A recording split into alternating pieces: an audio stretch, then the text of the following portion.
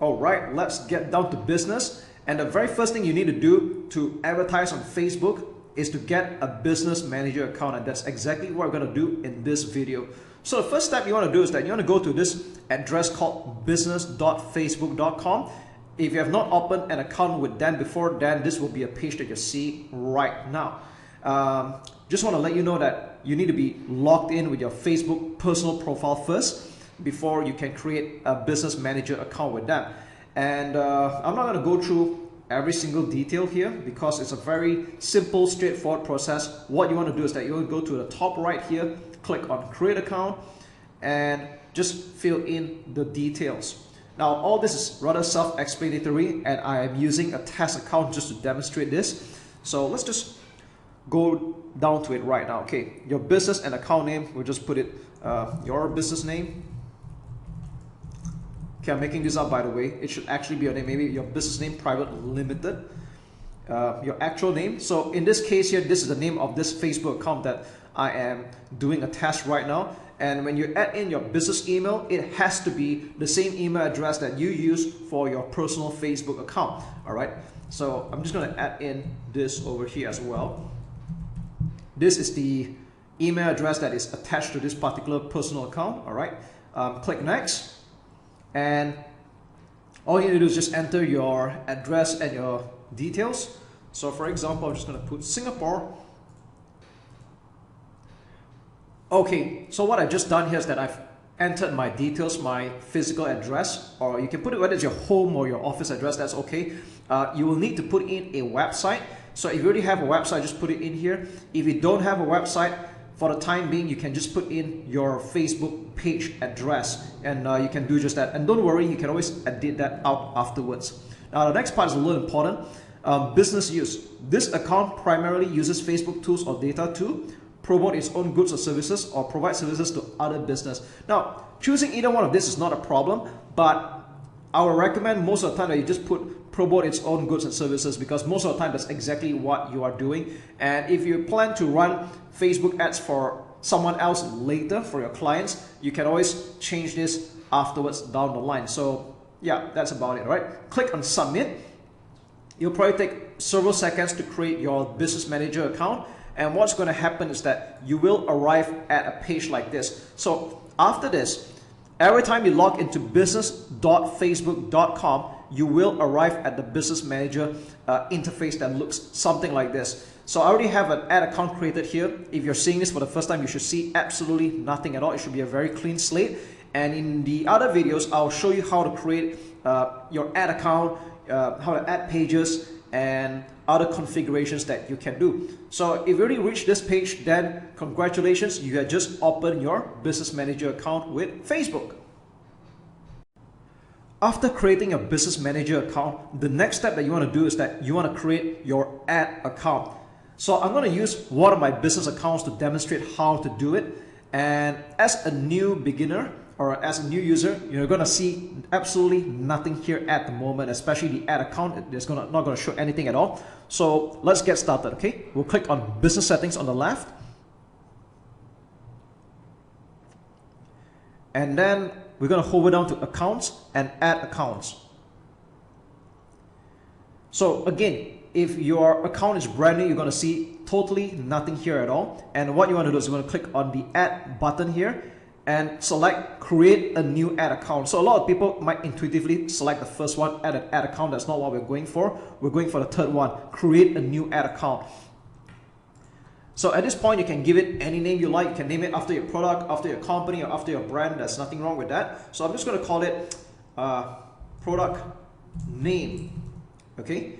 And personally, I would also like to add the currency that I'm going to advertise this account in. So I'm just going to put US dollars here, okay, or USD in short. Time zone, it auto detects to your current time zone. So assuming that you are living in the United States, you're going to put in your time zone. So I'm just going to go with Eastern time, okay? GMT minus 5. All right, I think that should be Eastern time around here. Okay, there we go. All right, and currency, you can put in USD or US dollars. Now, there's no right or wrong here. You can put it in whichever currency that you're comfortable with. It could be Sing dollars, it could be pounds, Australian dollars, it's totally up to you. There's no advantage whatsoever. So once we're done, we're going to click on next, and you're going to be asked a rather familiar question. This ad account will be used for your own business, or is it going to be used for other people? In a sense that if you're planning to run an agency and advertise on the behalf of your clients, you will select the second choice. All right. But I would say that it's just better off that you just select my business, just to keep things simple. There's no right or wrong. And once we're done, we just click create, and that's it. You already have your first ad account. After creating your business manager account and creating your ad account, the next step that we're going to do is that we're going to add a payment method. So to do just that, in the business settings, you will scroll down to payments, and you'll arrive at a page like this. And you're going to click on add payment method, and this is where you will add in your credit or debit card. Now, I'm not going to actually put in my own details, but just want to give you a couple of heads up based on my personal experience is that when you add your credit card or debit card for the matter, you might get a small little charge of an equivalent of $1.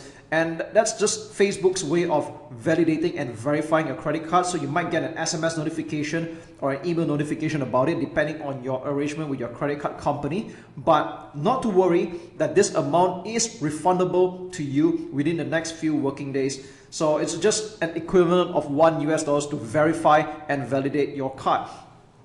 And on a more personal note, if you don't have a credit card, yes, you can add in a debit card, but for security reasons, I would still encourage that you get a credit card eventually, because with a debit card, if anything happens to your account, as in hacking attempts or fraud, you can't really dispute that, and you can't fight off the charges unless you deliberately use a virtual credit card or a bank account with not a lot of savings inside. That might be okay, all right? But most of the time, I still recommend that you use a credit card, or at the very least, a virtual credit card, okay? So once you add this in, you will click on continue, and you're done, all right? I'm going to make this video rather brief, and just in case you want to tidy up some of your details pertaining to your Facebook Business Manager account. So how you're going to do just that is by going to business settings and scroll all the way down to business info, and you will arrive at a page like this. Now, some of these details here should look familiar to you when you log into your account, because these were the details that you had filled in when you created your Facebook Business Manager account. So let's start off head to toe, all right? This is the name of the business account that I'm using for an example here. So you might notice that there's a blank thumbnail over here. We'll click on that, edit, and click over here. And what we can do is that you can add a picture or a logo. And I'm just using this as an example, right? Let's just say I want to use this as a logo. I click submit, and there we go. All right, I'm just using this as an example. If you want to edit any of the details here, such as the legal name, the address, phone number, website, tax ID, you can just click on edit and make the changes here. Another thing of interest here is that you click on notifications. This is on the left here. And if you want to just control the noise that you're receiving, whether it's from push notifications or email, whenever there's an activity going on in your business account. But truth to be told, as you run Facebook ad campaigns, you don't really need to know every single thing there is. So you want to probably consider minimizing the noise or the amount of emails that you receive as an update, like from every actions that you do. So what you can do is that you can choose to turn on or turn off any of the push notifications or email for anything here. So personally, all right, I'll still leave all this turned on because these are really important information. Marketing updates, personally, I turned everything off, and that's exactly what I just did here. Partner program updates, I think this is not important as well. I just turned everything off. Pages, this is up to you. Normally, I would just like to get a push notification. So what push notification means that every time you get a notification at the top right with a red icon, that's what push notification is. I don't really need an email notification every time someone likes or even like leaves a comment. I think that's not important, so I'm going to turn that off. Ad accounts, this is totally up to you. You can have both of this on, but as you run more ad accounts, it might get a little bit noisy. You might want to consider turning off the email notification. WhatsApp. I do not use WhatsApp account, so I'm going to turn this off. If you do, you can leave it on. I don't do e-commerce in my case, so I'm going to turn off catalogs. Pixels, I think this is, we're just going to turn off the email notification. And as for apps, if you're going to run any conversions or campaigns about apps, then you can leave this on, otherwise you can turn this off. So yeah, this will just help you minimize your noise and clutter a little bit more. And now this is not exactly an important thing to do, but I think it just helps you minimize the noise and keep your business manager account rather tidy. Okay, so at this point, let's just do a quick recap. You had already created your business manager account, and that's why we're seeing this. We had already created your ad account, and that's why we're seeing this as well. And you might have also added your payment method and done some slight configurations and tidying up of your business manager details. Now, before we can confidently and actually start advertising on Facebook, there's still one more thing that we need to do, and that's to use a Facebook page. So right now, at this point, you don't have any just yet. And what we're going to do is we're going to start creating or add an existing page that you might have. So to do that, we'll go to business settings. And yes, you can see here in this account, if it's brand new like what you're doing right now, you're not going to have any pages. So we're going to click on add, and we have 3 choices here. The first choice is to add a page that you already have. So if you had already created a Facebook page before, what we're going to do is we're going to actually just simply add it, all right?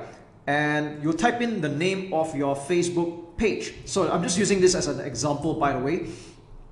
So let's just say this is a page that we have owned. We'll just click on add page, and you wouldn't have any problems whatsoever adding this. As long as you are the original admin of this page, then it will be added by default.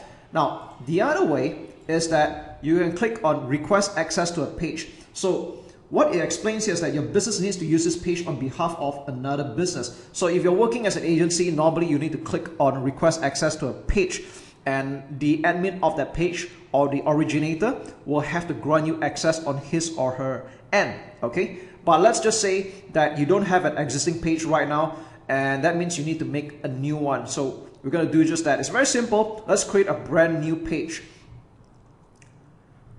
Now, there's plenty of tutorials on this out there. In fact, I'm a little bit, I would say, hesitant to actually show this because this is actually quite intuitive, you know. But I'll tell you what, I'll just do this for completion's sake, all right? So you're being asked, choose a category for the page that you're about to make. So it's totally up to you. If you are a restaurant or a premise, you're just going to choose local business. If you're doing it as a company, we just choose company, all right?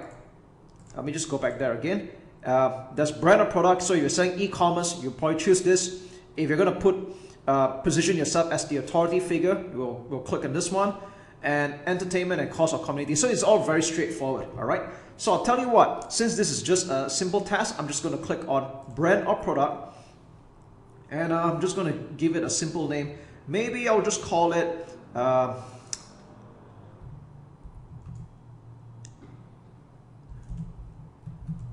right, so I'm just making this up, by the way, it's not a real thing. All right, BMW Motor Works. I'm going to just choose a category for this one. You just choose the right category.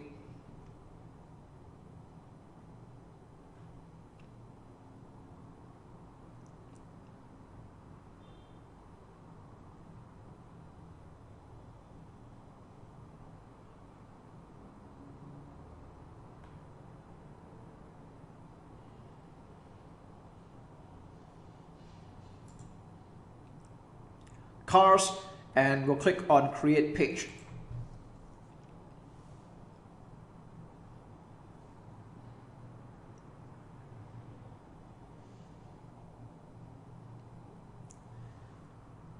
So here we are right now. We have just created an empty Facebook page, and at this point, to be very frank, you don't have to overthink this part. If you don't have to basically use this page forever. If you don't like using this page, you can either change the name or just create another one, because it's just that simple. Now, what we're going to do is that we're going to do some editing and some configuration. So we're going to click on view page and start putting in some changes that we're going to do, all right?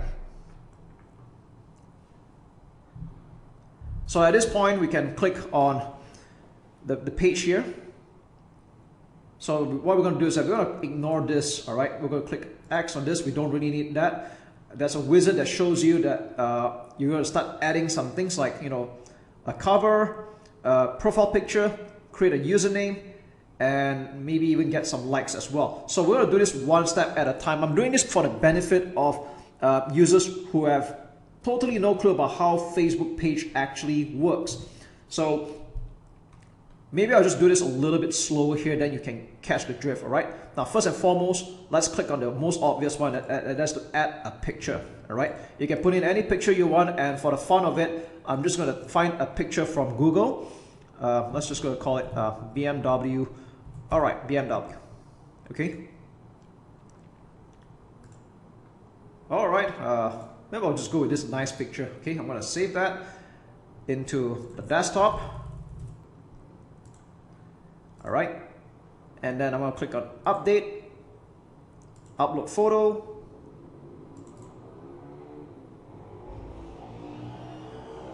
So you can actually reposition the picture however you see fit. You can even scale it closer, zoom in or zoom out, but I think this is good enough. We're just going to leave it be. Like I said, this is just a test page, right? When you actually create this for yourself, you probably want to do it a little bit more seriously.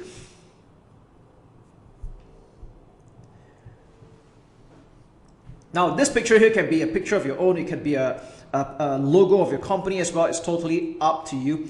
But like I said, this is just a test that we're doing right now. And then next thing we're going to do is we're going to add a cover. Maybe we'll just find another nicer picture or something that's congruent as well. Maybe I'll just go with, let's see. Maybe we'll go with this one, all right? Again, I'm only doing this as an example. It's totally up to you how you want to add your own pictures, but at this point I'm not going to think too much. I just want to make this page look more legit, and click on upload photo, and there we go. So it's going to take a while to upload a picture. It might take several seconds.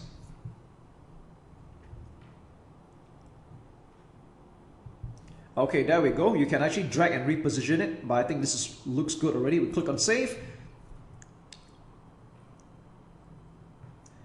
And there we go. All right.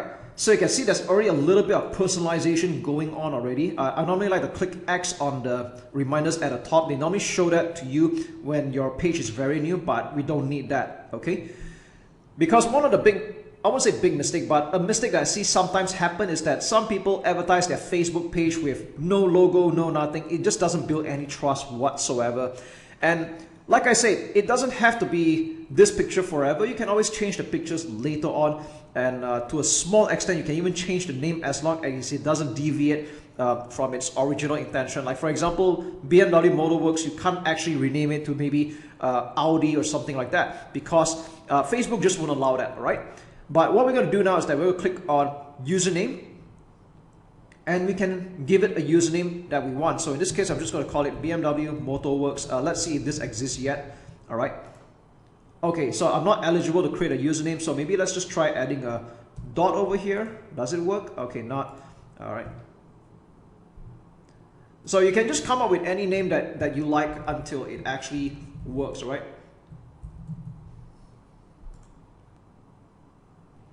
So let's just say you're able to create a username, then you have it appear here, all right? Now, it depends on your account. Sometimes you can create and sometimes you can't. And if you can't create right now, you can always try again later. Yeah, Facebook is just like that, all right? The next thing we're going to do is that we are going to click on, the next obvious one is add a button. We're going to keep this very simple. Just say contact you and send message, all right? Now, there are other options that you can do like send email or WhatsApp, but in the interest of time and keeping things simple, we're just going to click on send message, okay? Click next, and we click on this, and we click finish. That's it. Now, if you want to explore this, you can do it afterwards, but right now, we're going to keep things as straightforward as possible. Now, you're going to notice that this page has 0 likes, and of course, you want to be the first person to like it, we just click on like. I probably would have explained this in other videos, but I just want to let you know that having a number of likes is not so important. Of course, we don't want to run a Facebook ad with like 0 likes on the page. It doesn't build like a lot of credibility with that. But at the same time, you don't have to spend a lot of money getting a lot of likes. You don't need like hundreds or thousands of likes, or even like 5-6 figure likes for that matter. And if you want to get likes just to get started, you can just invite your friends or some close people to like your FB page and just be done with it. And after that, you can start advertising on Facebook. Okay? So I just want to get that concern out of the way. If anyone here thinks that you must have like 6-figure likes or 5-figure likes for people to take you seriously, I have ran advertisements to Facebook pages that have like 2-digit likes, 3-digit likes, and I don't find that to be a problem at all. So with that said, I've just got that worry out of the way and that limiting belief for the matter. Now what we're going to do is we're going to click on settings. So I'm just going to go through everything here for completion's sake. So let's start with general. Okay, shortcuts, page visibility. Yeah, we can leave all this alone. Post and story sharing, by default this is on. If you're planning to share Facebook page stories, you can leave it alone, but let's just say you don't plan to do that, we can click on disable. Okay, messages, people can contact me privately. Okay, we're going to leave that alone.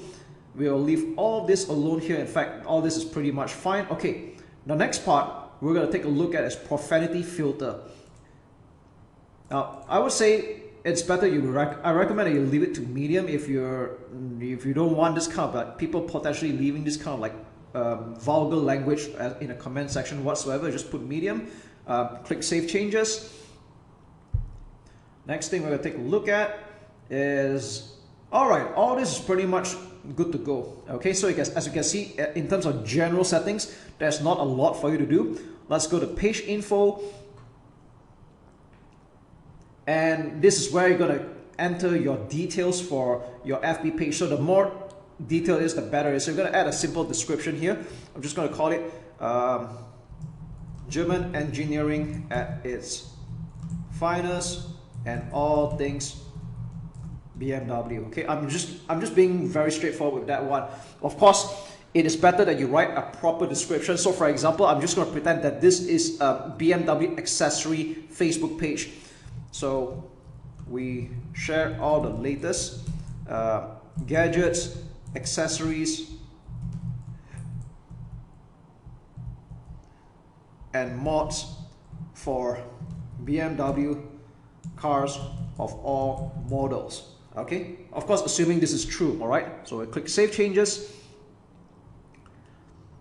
Okay, categories cars, we're going to leave that be. Contact number. If you're expecting people to contact you as a local business, you will put in your number. But if this is not relevant, we'll tick on my page does not have a phone number. Okay. Next up, website. I think this is something that you would definitely want to add in for sure. I'm going to just make something up. BMWmotorworks.com. This is not real, by the way. All right. I'm just making this up. Okay, this is the most recommended because I would expect you to have a website. But if you don't have a website, you can just click on my page doesn't have a website, click on save changes. Okay, but right now I'm just going to pretend that you have. Email, if you want people to contact you by email, you can do just that. So I'm just going to put BMW Motorworks or support at bmwmotorworks.com. Assuming again this is your email address, I'm just making this up. If you don't want to put it in here, again, you just click on my page. My page doesn't have an email, and then we're done. Okay, we click on save changes, and that's it. All right. Now address. If you have a premise, then you will put an address here. If you don't, you just untick this, and that's it. All right. Customers visit my business at my street address. Okay. Yeah, we can just leave this alone. All right. If you don't have an address, don't put it here. If you do, then you will. All right. Service area, again, if you are having a premise, then you'll put it here. But if you don't, that's okay. Now, the hours, I'm not going to think too much about it. Again, if you're running an office or a restaurant or something like that, then you will put in your hours. If you're running a virtual business where you're open 24/7, then you can just put always open. All right. It doesn't make sense for you to click on permanently closed, by the way, unless you're really, really out of business. But that's not what we're here for, right? Always open. And yeah, that's pretty much all there is to it. Now, the rest of these details here are fluff, in my opinion. If you have a privacy policy page, you can just put it here for completion's sake. But frankly speaking, you can just leave all of this alone. Next. Let's go to messaging. Now, I'm not going to talk about this a lot here. I might cover this next time, but this is not so important that even personally, I do not configure this, okay? Maybe as your business grows, as more people contact you on Facebook, then you can actually come here and set up your auto response message for people that contact you, and you can set up a simple message that says, I'll get back to you, or I've got your message, I'll be talking to you very soon. All right, very simple. Templates and tabs. All right, we're going to do something over here.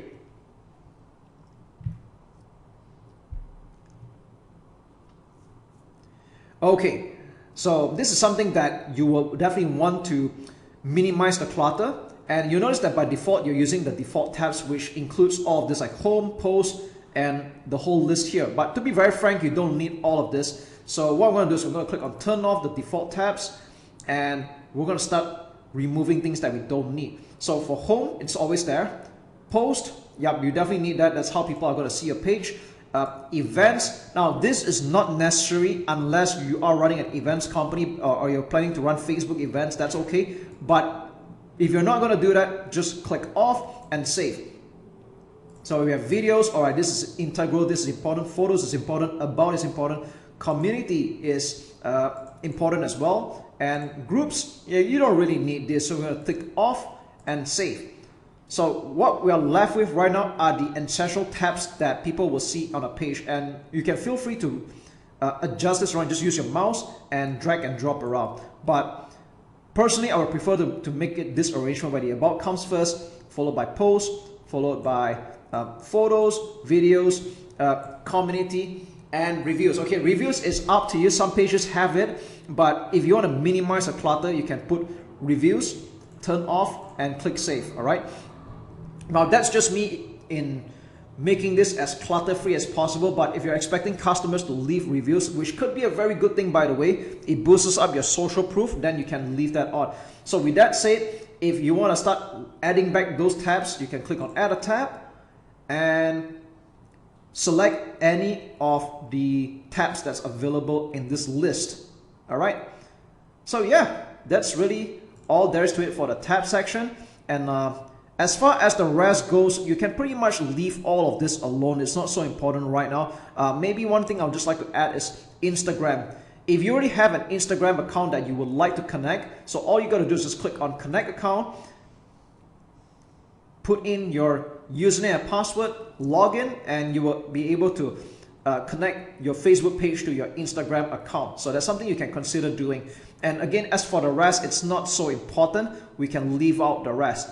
So let's go back to page.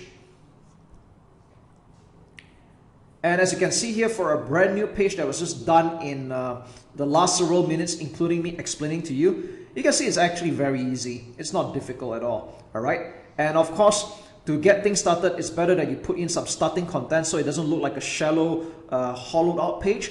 I would recommend that you put in the first 3 to 4 posts.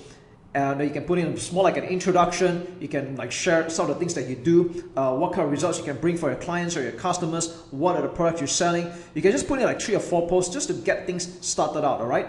And the cool part is that right now with Facebook, you can even schedule your posts in advance for the next 6 months, in fact. Okay, you can share photos, you can share videos, or even written posts for that matter, and it's as simple as that. I'm not going to actually do that here because it's quite self-explanatory and it depends on your business. Okay, so that's really all there is to it as far as creating a Facebook page goes. You can see how simple that is and how intuitive that is as well. And I hope you do take note of some of the things that I highlight to you so that we can get started on a very good note and on the right foot before we advertise on Facebook. So there you go. Take care and talk to you again in the next video.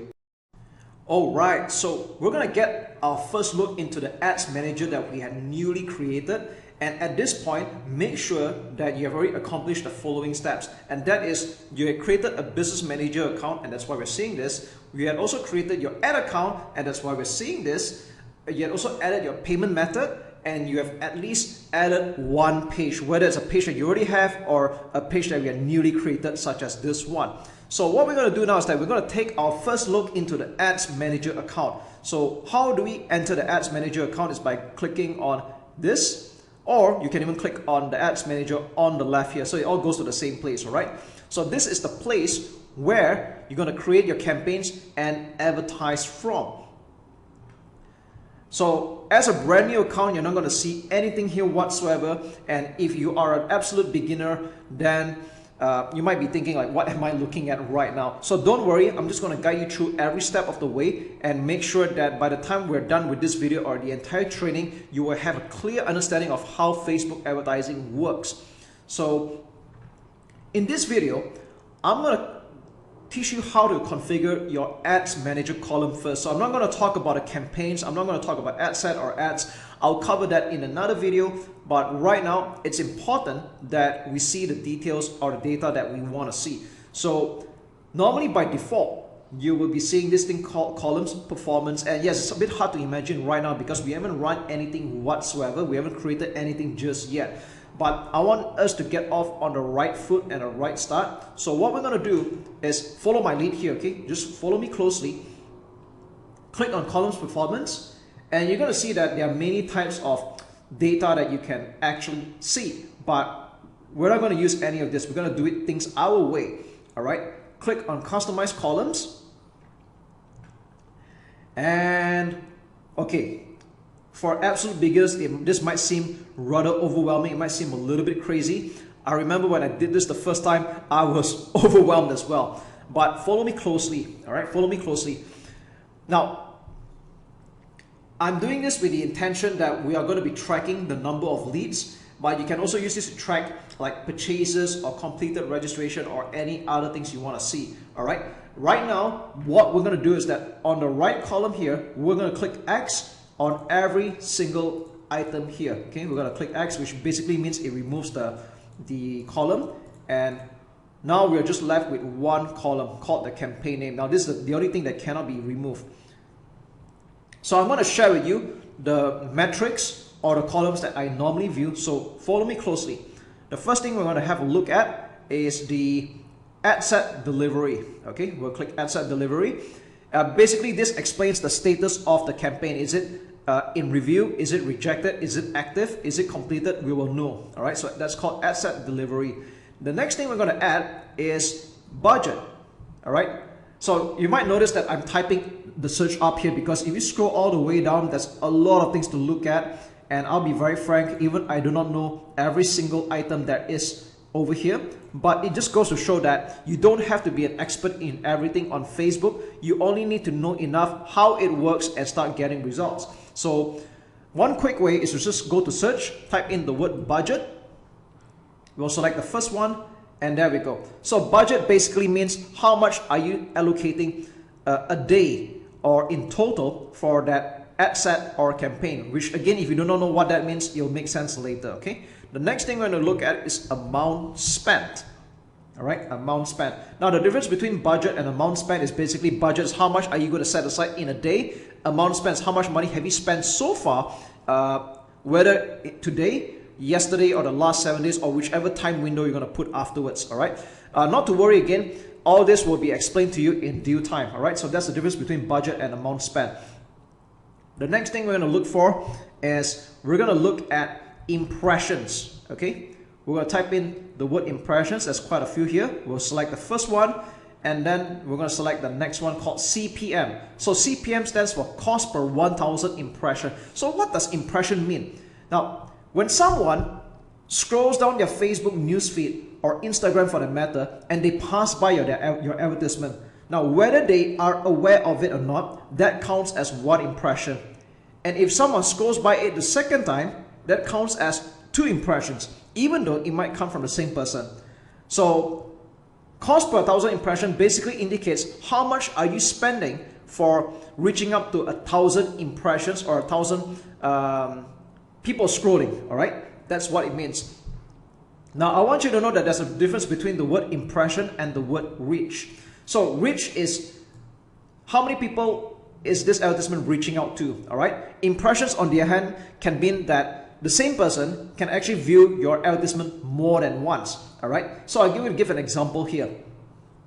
If you are getting 1,000 reach, it basically means that 1,000 people have at least seen your ad once. All right, Impression, on the other hand, would mean that how many times has it been viewed. So it might actually be 500 people viewing the same advertisement twice. So 500 times 2 would mean 1,000 impression.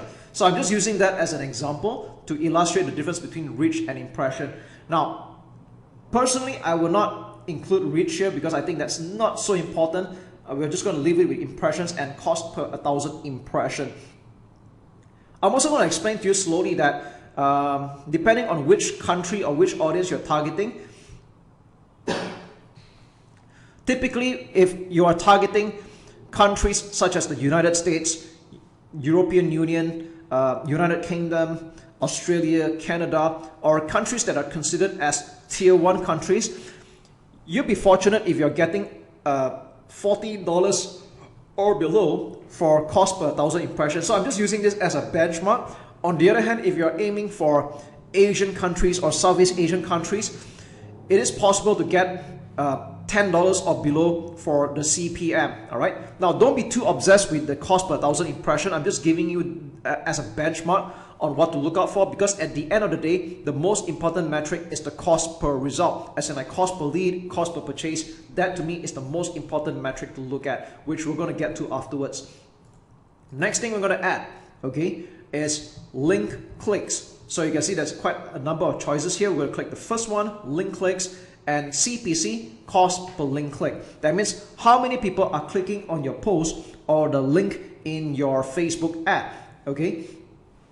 And how much does it cost to actually get them to do it? So for example, if you spend $100 and you get 100 clicks, that means you're spending $1 a click to have people visit your website from your Facebook advertisement, okay? So that's what we're looking at right now.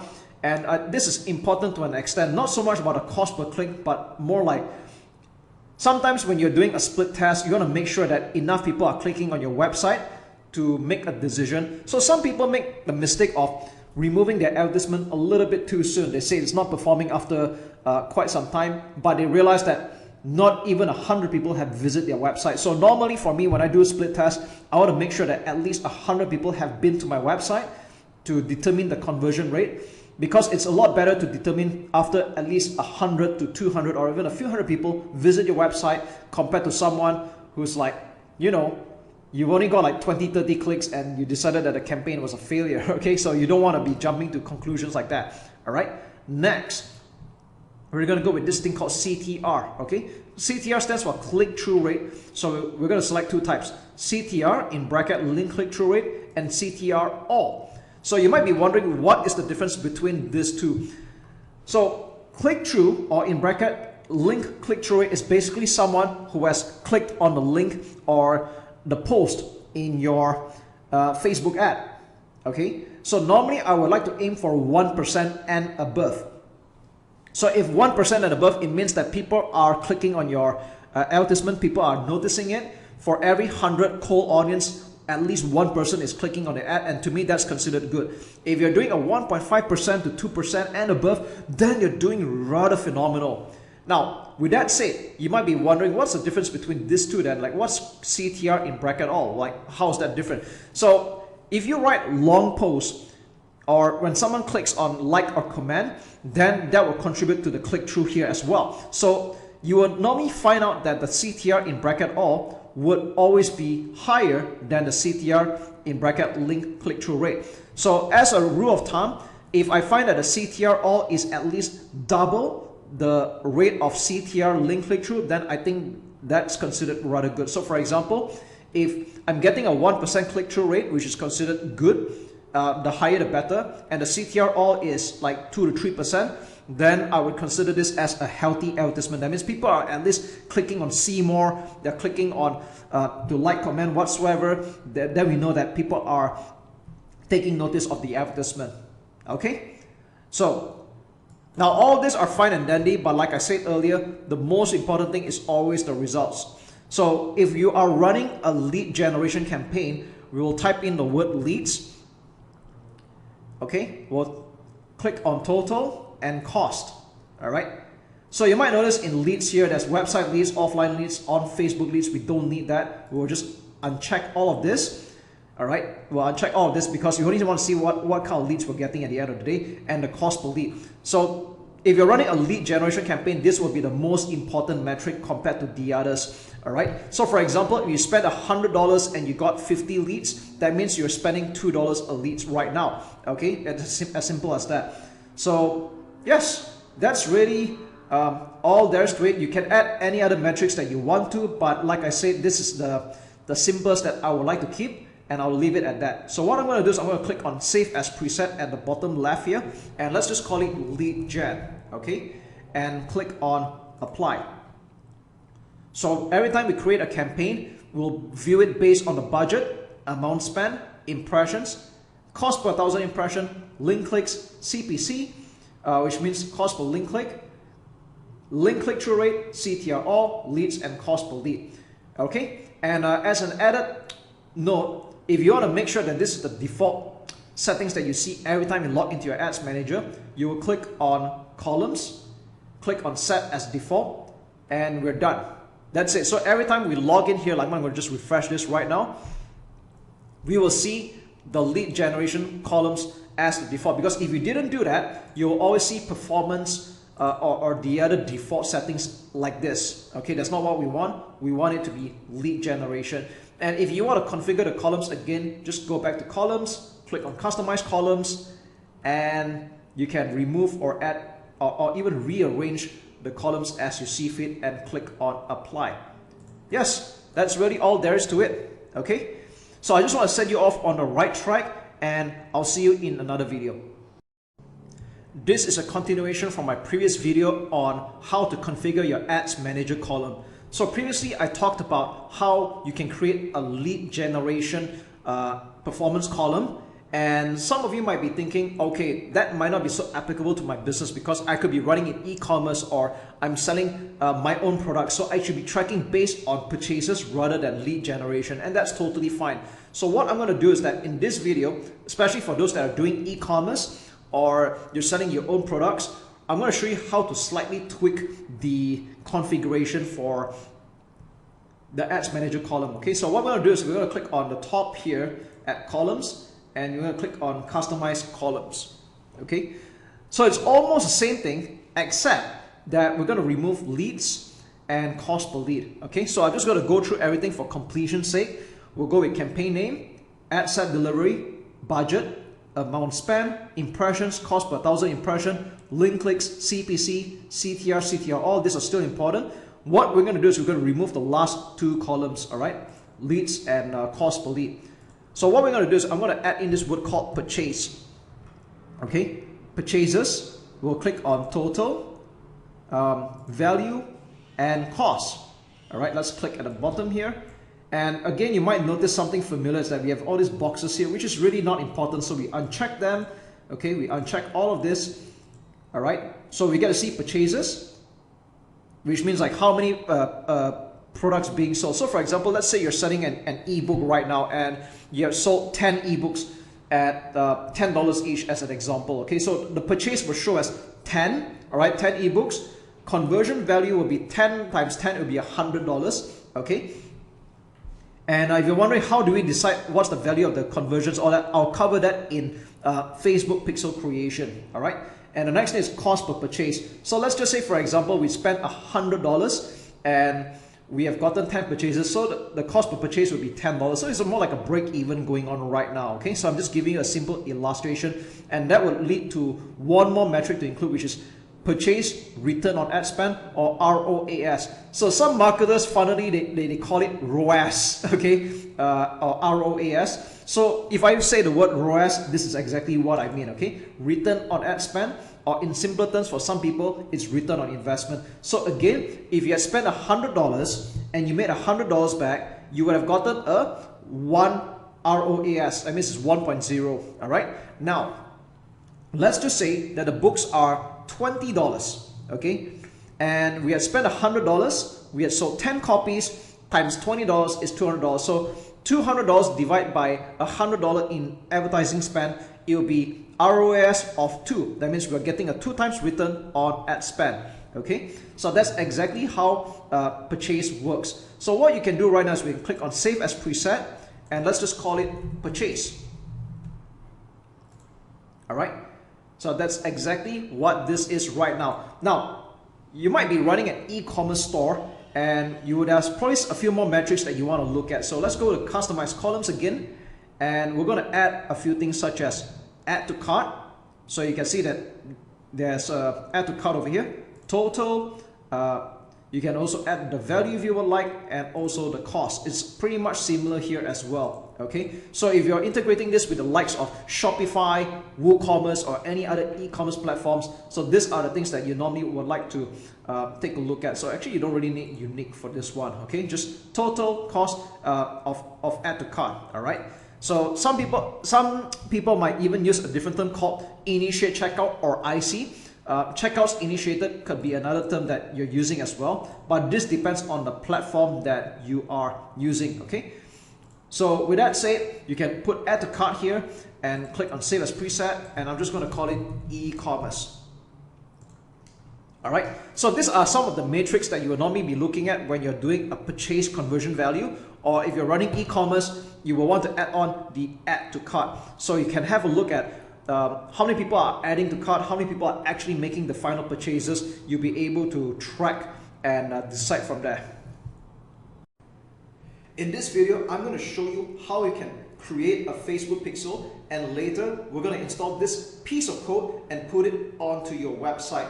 And this is imperative because this is how Facebook is able to track the visitors and the data that's going on your website, and that would contribute to your conversions campaign. So for every action taken, whether it's a purchase or sign up or add to cart or anything like that, that is exactly how Facebook can track the data and send it back to your ads manager. So let's suspend all the geek talk over here and just get down to doing it. All right, it's rather simple really, despite what I'm telling you right now. So what we're going to do is that we're now in your business manager account, and we're going to go to Events Manager. Okay, so it's on the left. Click on Events Manager.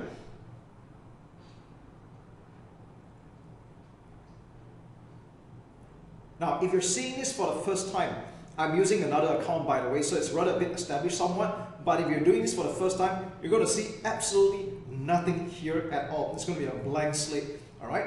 So what you want to do is on the left menu here, you'll click on this green plus icon called Connect Data Sources. So don't worry about the geek talk and all that, okay? So just follow me step by step on this.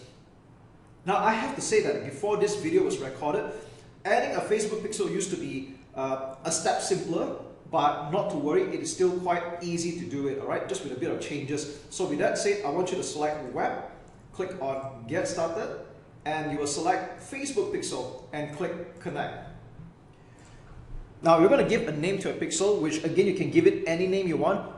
Only you can see it, and if you don't like the name, you can always change the name afterwards. Now, for the purpose of this example, I'm just going to name it after a website that I will be adding this pixel to. All right, so I'm just going to call it Shopodium Co. You can call it any name you want, and over here you're going to add in your website URL. Although it says it's optional, you can still put in your website. And if you're asking, can I put this same pixel on multiple websites, that is still okay. So I'm just going to go ahead and do this right now.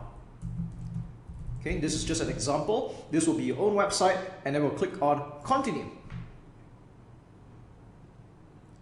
And yes, we're done. Okay, so what happens here is that we had already created a Facebook pixel somewhere in the background.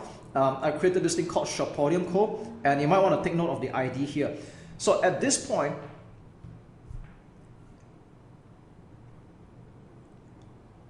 we're going to add the Facebook pixel to your website. Now, this is where it gets a little bit open-ended because this really depends on what kind of website you're using.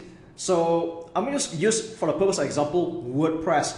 1 in every 4 websites on the internet is using WordPress, so this is quite a common plugin. So if you're using WordPress, you will just click on this, okay? If there are any other integrations, let's just see what else that's available. We'll click on select another integration, and there are other partner integrations you can choose from. So if you're using Shopify, which is a very popular e-commerce platform, you can also click on Shopify and also follow the steps.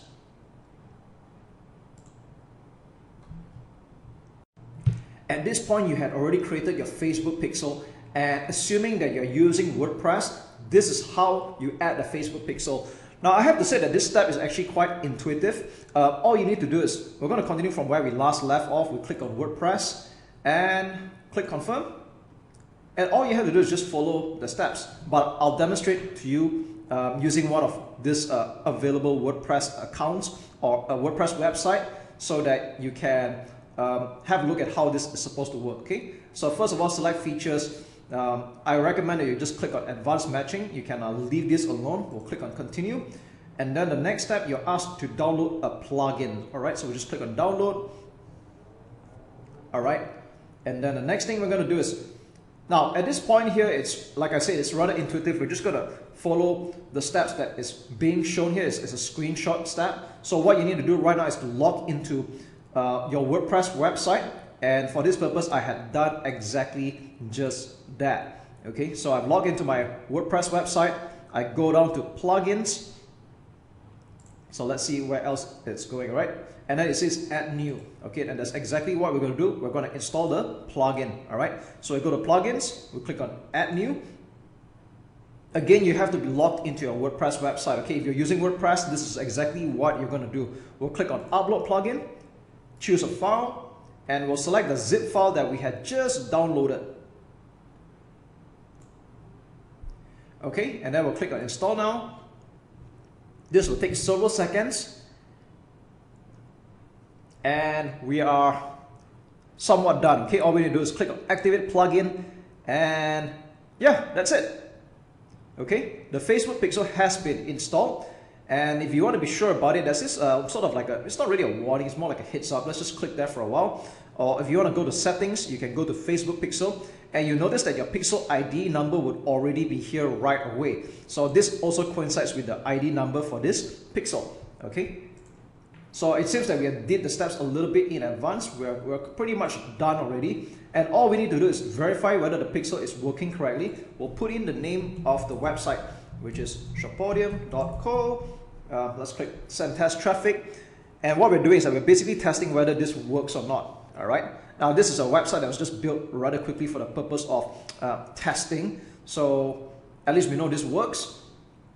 And if you do it right, there'll be a green button here that says active. We'll click on continue. And yeah, we're actually already done. That's it. So at this point, setting up events, I'm going to skip this. It's not important right now. I'll talk about this in another video. But I just want to say that this is all there is to it when it comes to setting up your Facebook pixel on WordPress. As you can see, it's rather easy. We'll click close and we're done. After installing your Facebook pixel, the next thing that we're going to do is that we're going to create an event code. And this is what we need exactly to track successful actions that's being taken on your website, such as how do we know people that are signing up to your website through your landing page and they end up on the thank you page. So we need to install an extra piece of code or another step over there. Now I have to admit that I kind of miss the old way of setting things up because I would say that's a little bit more intuitive, but this is also just as easy to set up, just in a different way. And I'm going to show you how to do just that. Now at this point, be sure that you have your landing page and your thank you page ready to go. Then we can do this step. Okay, so if you haven't done that just yet, pause this video, make sure that your landing page and your thank you page are ready to go, and then I'm going to show you how to set up your lead event. Alright, okay, so let's get going. I'm going to just use one of my pixels here as an example to show you how to create an event code. Now just ignore all these things that you're seeing here right now, because if you're looking at a brand new account, you're not going to see any activity, and that's irrelevant here. Okay, so we select the pixel that you're going to be using. So in your case, you probably just created one. We'll click on add events, and we're going to select this thing called from the pixel. Okay, so we're going to click on this blue button called open event setup tool. Now over here, we're going to put in the address of your thank you page. So that means when people sign up to your landing page, they enter their details into your autoresponder, you're going to redirect them to this page called the thank you page. So you will put in your address for the thank you page here. So in my case, I'm just going to put one of my examples here. Make sure that the page is already published and it already exists. Okay, click on open website,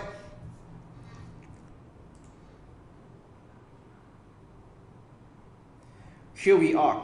So you will notice that we are visiting the thank you page for one of my landing page offers here, and there's this window that you can see at the top left, okay? Events on this page and all events, all right? So what we're gonna do is we're gonna click on lead. So we're going to track leads here, okay? You can see that there are many other types. There's view content, submit application, there's complete registration. It's up to you actually how you want to define it. So we're going to select leads. All right, so what we're going to do is we're going to click on track a URL, okay? And select the event you like to track. You can call it anything you want. I'm going to go with leads because it's the most obvious. And URL equals to this exact address that I just published, okay? I'm going to click on confirm. So what this just means here, if you look at the bottom right, setup complete, the lead event is live and being tracked. So what this means to say that from now on, whoever visits this particular page, the event will fire. So what does it mean by event firing is that for someone who comes from Facebook ad and they end up on this page, we're going to track it as one action called a lead, all right? And you can see that this is also applicable if you give it other names like complete registration, scheduling, whatsoever. But I just go with leads because it's the most straightforward and easy to understand. And once we're done, we just click on finish setup and we're done. Okay, that's really all there is to it. At this point, you're probably wondering, did we install the Facebook pixel correctly? And what about the event code? So to do just that, what you want to do is that you want to open this in your Google Chrome browser, and we're going to install an extension called FB Pixel Helper. It's free and very fast to install. And what we're going to do is we're going to click on the first search result. We're just going to click add to Chrome, confirm, and we're done. That's it. Now, if you're wondering, does this work on Safari, Firefox, or any other browsers? To my knowledge, this only works in Google Chrome. So this, you might notice right now at the top right here that the Facebook Pixel Helper has been added to Google Chrome. So on websites that don't have the Facebook Pixel installed, it's going to show as gray color. And when you go to websites like this, I'm going to just refresh this for a while. And you're going to see that the pixel will be blue in color, which means that the Facebook Pixel has been installed. And we're going to click on that. And in this case, you see that there are a total of 4 pixels being added at this point. Now, of course, you don't have to add so many. I'm just showing you as an example of how the Facebook Pixel Helper works in showing, does a page actually have an FB pixel installed, and is it installed correctly? So you'll notice that there's an action called lead, which means that whoever arrives here from the Facebook ad will be counted as one lead. Okay, and you can call it any name you want, whether it's purchase, whether it's completed registration, initiate checkout, it's totally up to you. All right, it's just that in this particular example, I've installed a total of 4 Facebook pixels, but you can just install one and get going. All right, so this is a very useful tool. You can also spy on some competitors. It also gives insights into other websites, whether they actually have a Facebook pixel installed or not. Before we dive into the Facebook Ads Manager, what we're going to do first is that we're going to come up with the ad creative. And some of you might be asking, why are we writing this on a notepad or a WordPad compared to, why don't we just write it straight away into the Ads Manager as we do along? Now, my simple explanation is that when you use the Facebook Ads Manager, you're going to find that some parts of it load rather slow, and when you backspace, you delete and make some editing, it's going to take you a couple of seconds for everything to load, so it might add up to the frustration. So this is kind of why I personally prefer to write everything in a notepad like what you're seeing right now. And when it comes to the ad creative afterwards, we're going to just copy and paste the contents into Facebook Ads Manager and be done with it. So here we are right now on a notepad, and you're going to see that this is PAS, and you're wondering what is this all about. Okay, now there are obviously many different ways to write your ad copy or how to do the copywriting for your Facebook ads, and I'm going to show you a simple tried and tested formula that you can practically follow and apply it to multiple types of offers in multiple types of niches and markets and industries. So PAS basically stands for problem, agitate, and solution.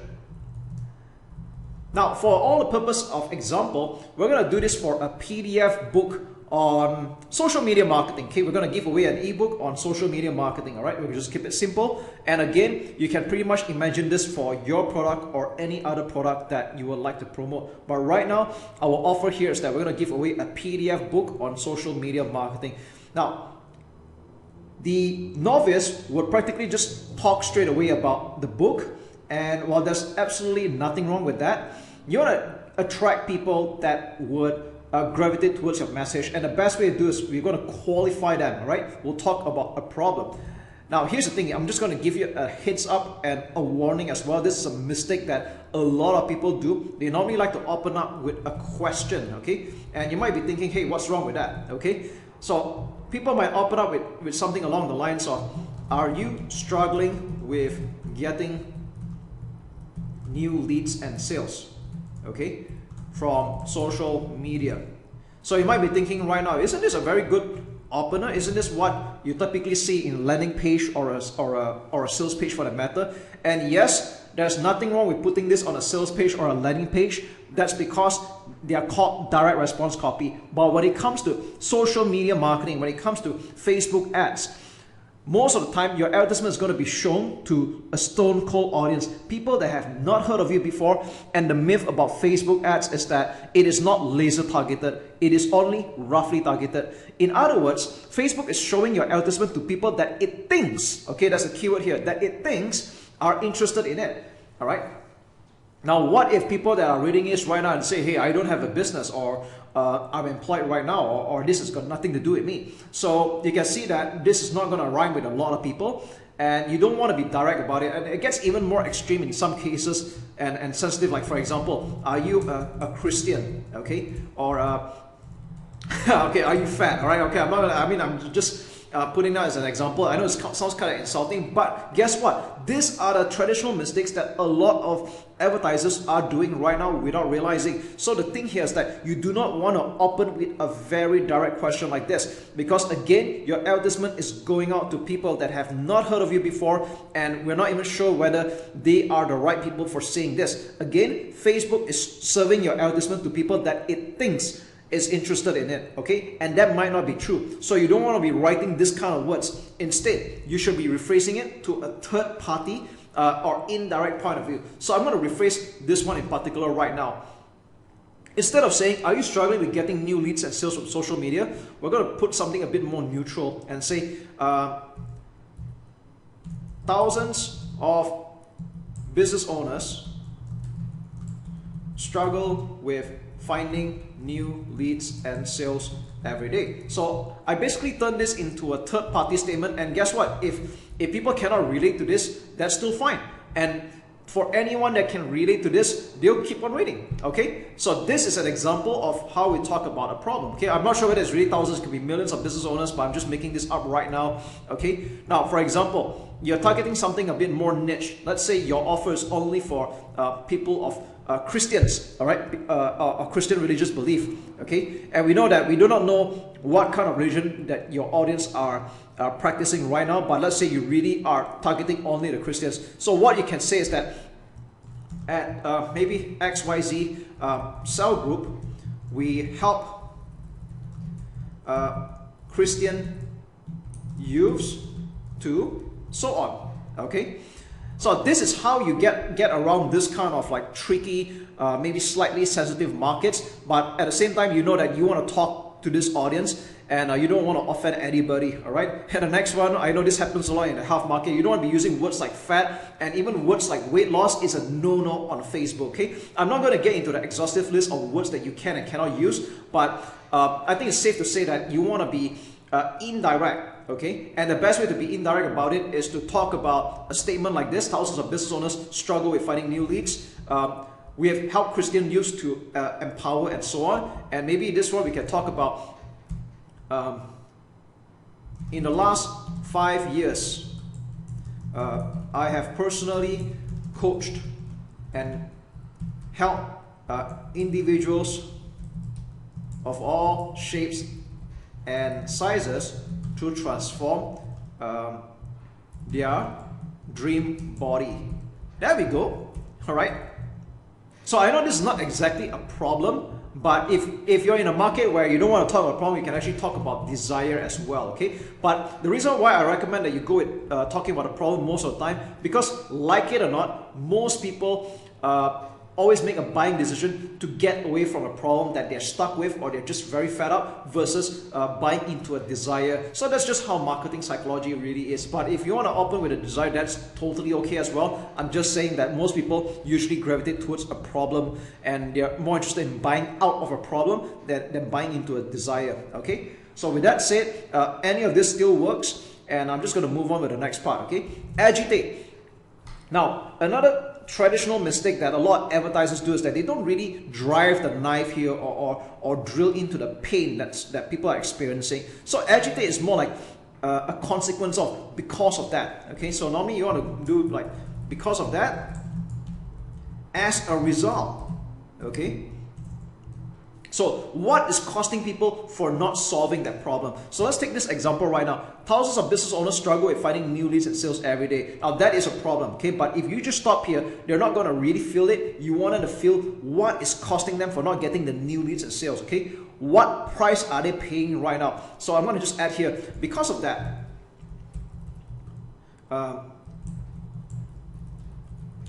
entrepreneurs find it tough to scale their business, and it's no surprise that every 9 in 10 businesses or every 9 in 10 people go out of business in 5 years, in the first 5 years, okay? So I know that you could pretty much improve this content, okay, in the first 5 years. There we go, all right? Something like that, okay? Now you can drill in a little bit more on the pain. You want to agitate it. You want to remind people what is costing them not to fix this problem, okay? Now let's have a look at the other. Okay, I won't use a Christian example here because I just made that one on the fly.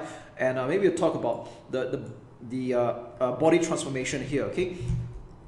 As a result, most people are ashamed of their body. They lack self-esteem and can't be the best version of themselves.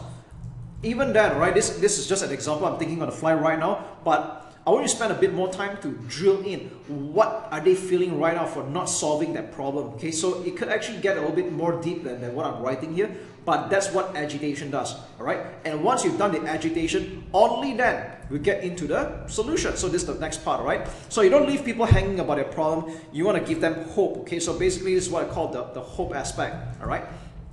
So like I said, I'm using an example of a PDF book on social media, so I use that as an example. This is why I wrote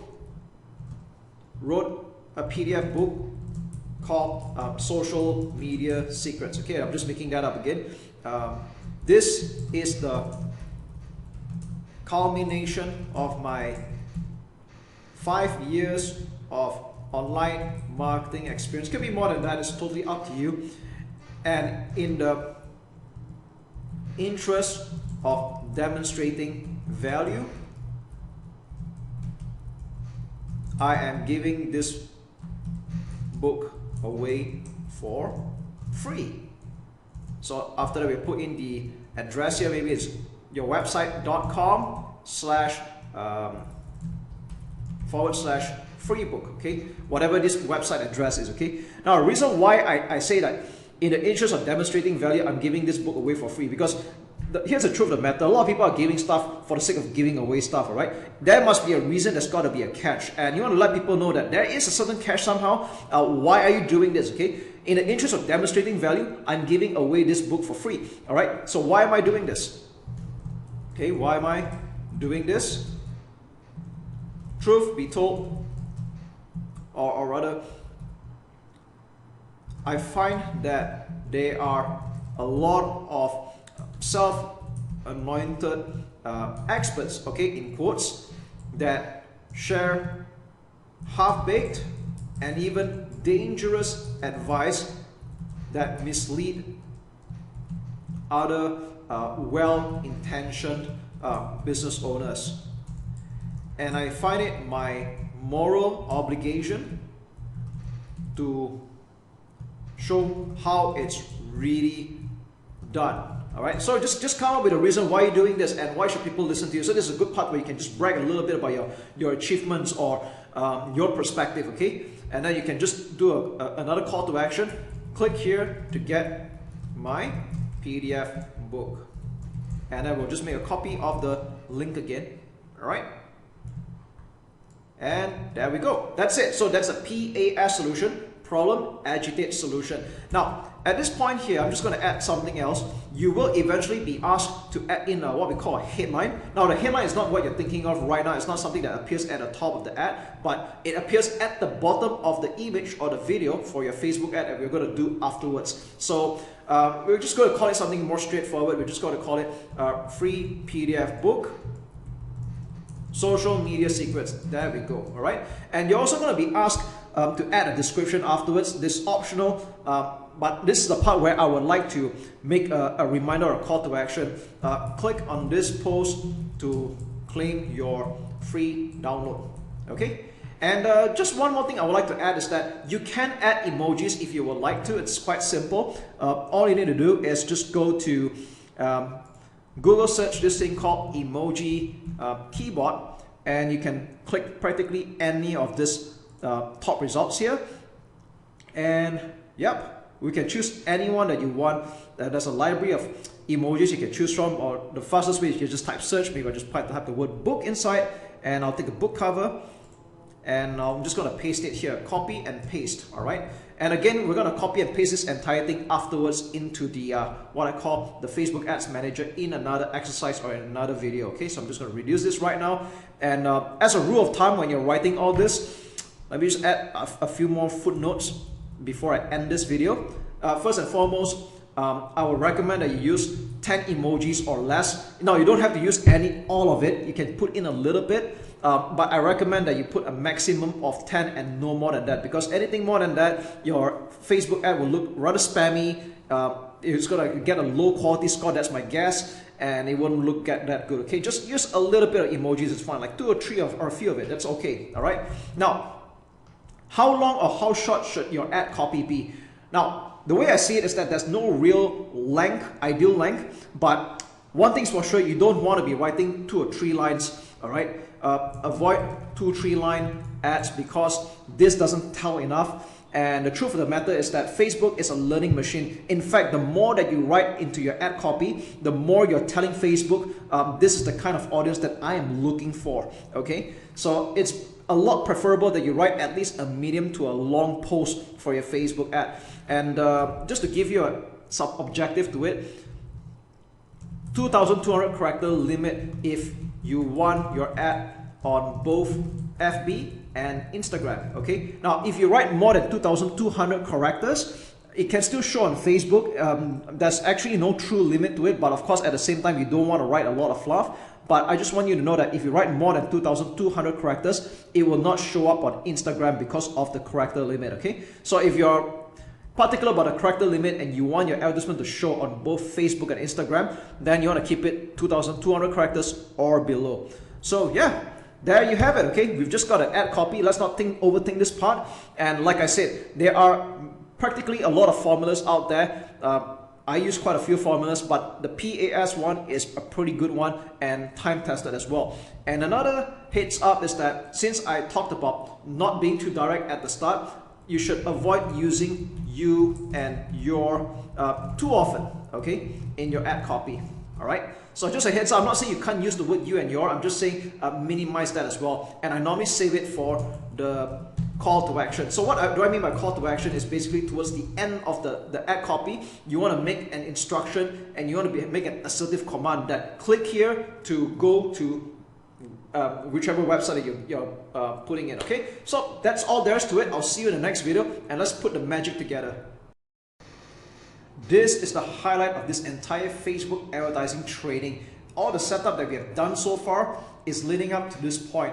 Now, if I were to sum up Facebook advertising, it's always in these 3 steps: campaign, ad sets, and ads. Now, before I get started, I just want to give you a heads up of what these 3 tabs or these 3 steps represent. Okay, in campaigns, we talk about the objective, which we're going to do afterwards. It's rather simple. I'm going to give you something that's very straightforward. And then when it comes to ad sets, this is basically where you set up your targeting, which country you want to advertise to, what kind of detailed interest, what kind of audience, age group, gender, and so on. Okay. And third, last but not least, would be your ad creatives. And this is where you're going to be putting in your ad copy, which we have discussed on how to do it in another video, where your images are, where your videos are. Okay. Now, this video might take quite a bit of time, but it's going to be well worthwhile. So I want you to follow me every step of the way and pay close attention. I don't want you to do anything else. Just follow what I have to do here. And after this, you have a lot of time to do your own setup, your own Facebook advertising, campaign creation, and so on. All right, now let's get started. Now be very sure that first of all, you are already in your ads manager. So this is one of the ads manager that I'm using right now. If you're not sure how to get here, I'm just going to backtrack a little bit. You go to the top left,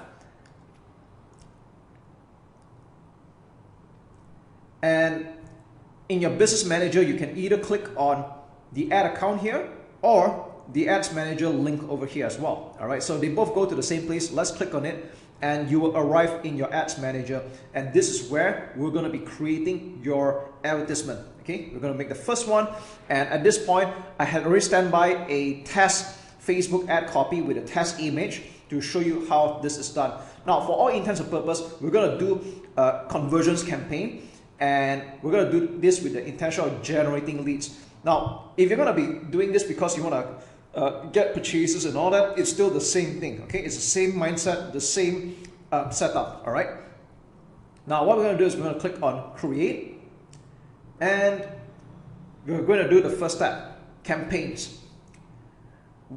If you had already set up your Facebook pixel and you had already added the event codes and the Facebook pixel code to your web pages, then you can do this. All right, now I know some of you might be thinking right now, what about the rest of these options like brand awareness, reach? Doesn't traffic make more sense? Are we doing lead generation? Should we be clicking on this? Well, I want you to ignore everything else and just follow me. Okay, I know I've said that like a couple of times already, and I might remind you every now and then. It's because discipline is of the utmost importance right now. It's very tempting to click anywhere else. I don't want you to do that, because if you do that, you're going to be making quite some costly financial mistakes. So please don't do that, okay? Pay close attention to what I'm doing here. Follow this to the letter, okay?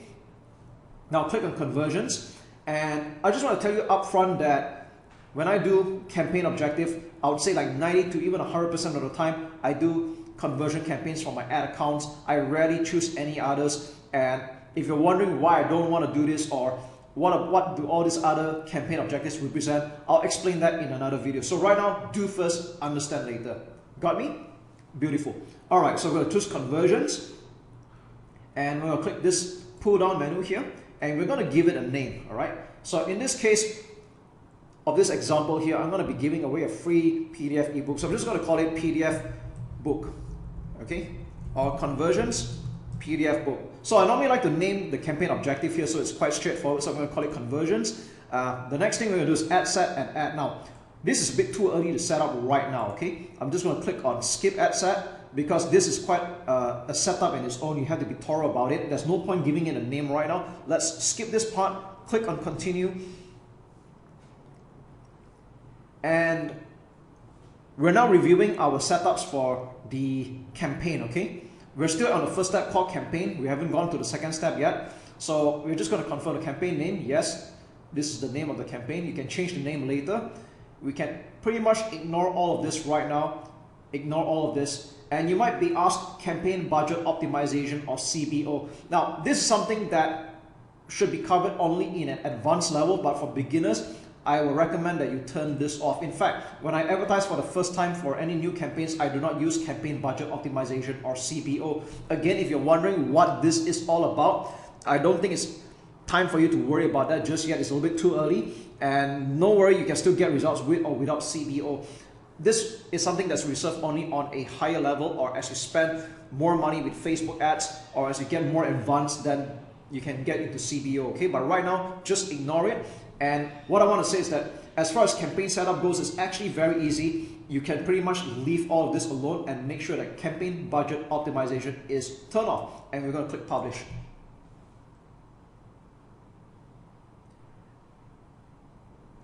And yep, we've already done the first step. See how easy that was? Okay, so I'm going to click on close. And we're not done yet. We're only just starting out like step 1 out of 3. Now we're going to step number 2. So now it's quite easy to see this right now because this is the only campaign that we have at the moment. And we haven't set up anything else yet. Okay, so as you start creating more campaigns, it might get a little bit more cluttered. So what you want to get a habit is that you're going to click on this, tick this box so that you see every ad set or advertisement that's related to this campaign. So I'm going to move on to the next part, which is ad set. Okay, so we're now on step 2. And in step 2, we have not created any targeting just yet. Okay, so we'll click on create. And we're going to give it a name. Okay, so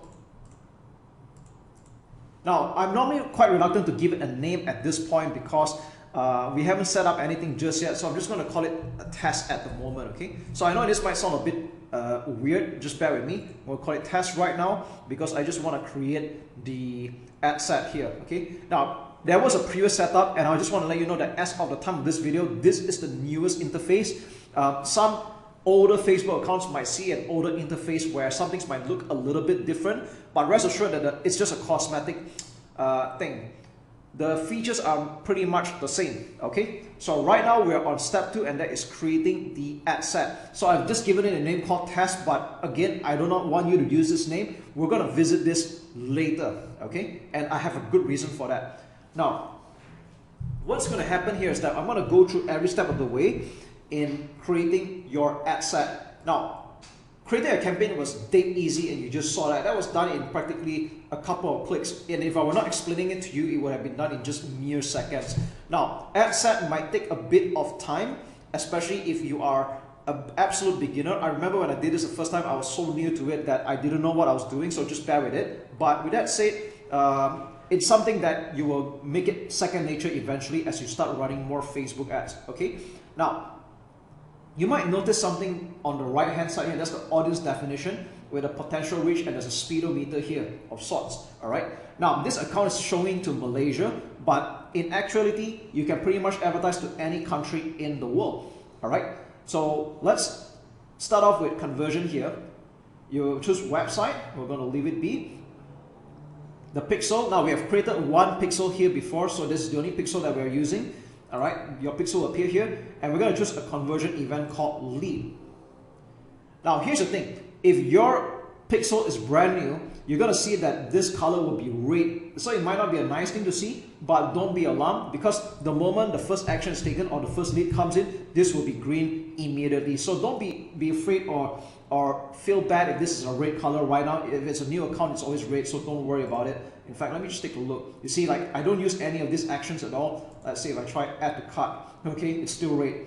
But in our case, we're going to go with lead, all right? And if you're tracking for purchases or you're optimizing for purchases, then you will obviously choose purchase, all right? But right now, for the purpose of this example, let's go with lead, all right? Now let's scroll down. Dynamic creative, we can leave this alone. Offer, leave it off, all right? That basically you don't have to touch any of this. Budget, okay, so you can see this is folded down a little bit. Let's click on show more options.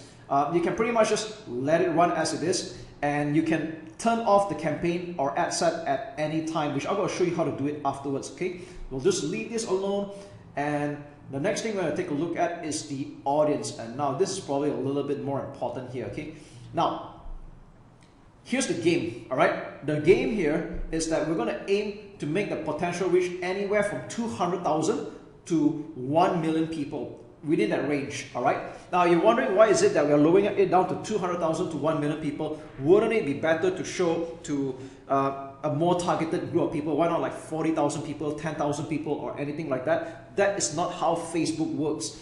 Now I'm going to give you a short explanation right now. There is a reason why we're doing what I just told you.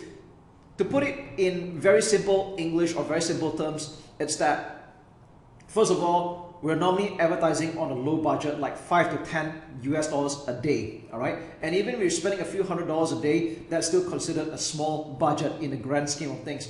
And you're going to use that to try to reach as many people as possible. So obviously that's not really going to happen, all right?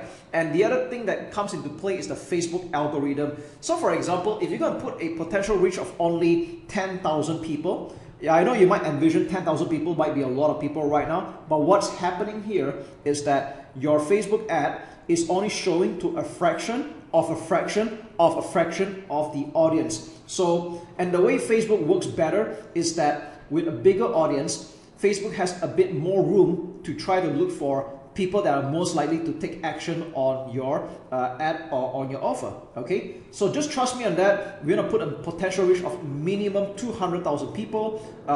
1 million will be ideal, but if you overshoot a little bit like 1.1, 1.2 million people, that's okay. And if you're wondering what if I want to target 2 to 3 million people or 5 million people, that's okay, but that would be recommended when you advertise on a higher daily budget, such as hundreds of dollars a day or thousands of dollars a day, then that might make a bit more sense, okay? So with that said, right now, for beginners, I always recommend that people start off with 5 to 10 US dollars a day. If you want to go $20 a day, that's okay as well. But I think that's one of the wonders of Facebook, because at this point in time, you can still advertise relatively inexpensive, validate your offer before you scale, all right? So with that said, now, in this test offer or this example offer, I'm going to be giving a PDF book on my landing page, and I'm asking for email addresses. So I want to target, let's say, United States, all right? So I'm going to just remove this country. I'm just going to put United States, all right? So it's a really big country, all right? And you can see that there's 230 million Facebook users in the United States, all right? Which is really, really a lot. And obviously we need to lower that number to 200,000 to a million people, or 1.2 million people for the matter, okay? Now, here's what we're going to do. If you notice that the location here, people living or recently in this location, we're going to change it to people living in this location. Now this really depends on some countries where you might be making an offer that citizens of that country would take part in, okay? Sometimes, for example, if you're doing insurance, you're selling properties, and usually you're selling it to another person who is a citizen, then you want to make sure that this offer shows to as many of those citizens as possible. So if you put people living in or recently in this location by default, someone can be on a holiday or travel to the United States, and they'll still see your advertisement, and they may not be your ideal target. So you don't want that to happen, okay? So just click on people living in this location, and off we go, all right? Next, age group. Now this is totally depending on your nature of business. Sometimes if you are selling you're expecting to sell some high ticket offers, then it might not make sense to target people that are a little bit too young, with not much of a disposable income. And this differs from country to country. It really depends, all right? So in my case, because I'm targeting mostly established business owners, I'm gonna go with 27 years old and above, all right?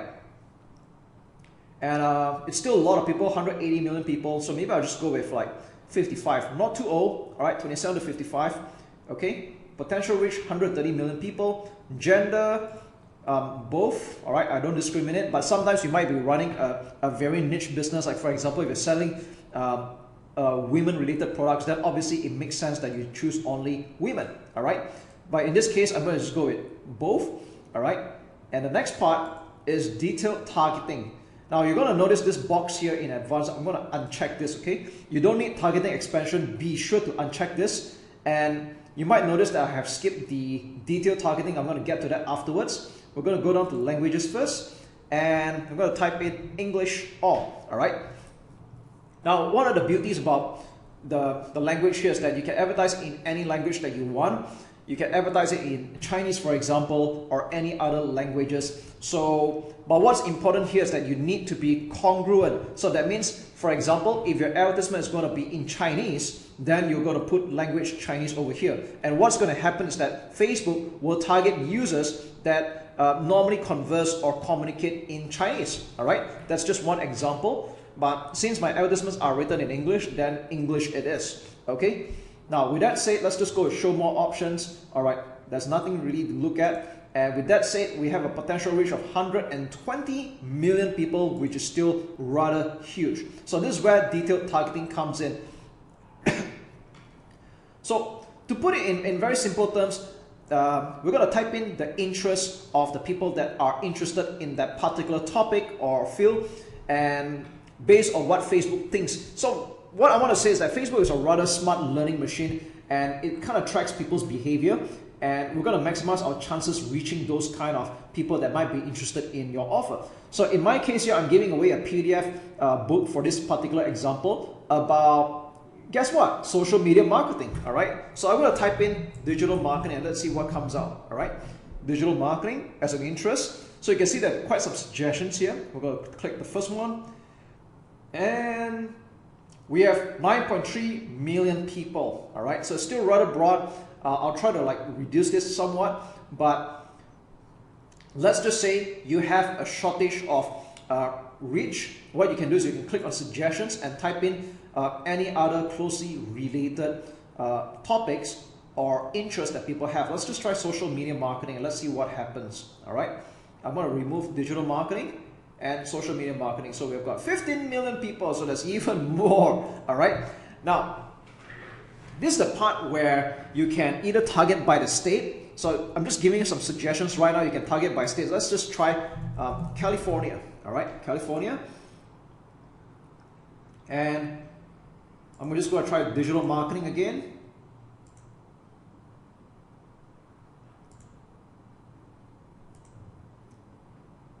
And now we have 1.5 million potential reach. All right, so we're getting somewhere. Maybe let me just try adjusting the age up a little bit. How about 30 to 55 years old? 1.2 million people. I think this is a very good number to work with. Okay, so California, 30 to 55, digital marketing. All right, so we have at least a potential reach of 1.2 million people. There we go. All right, so we're pretty much set up for this.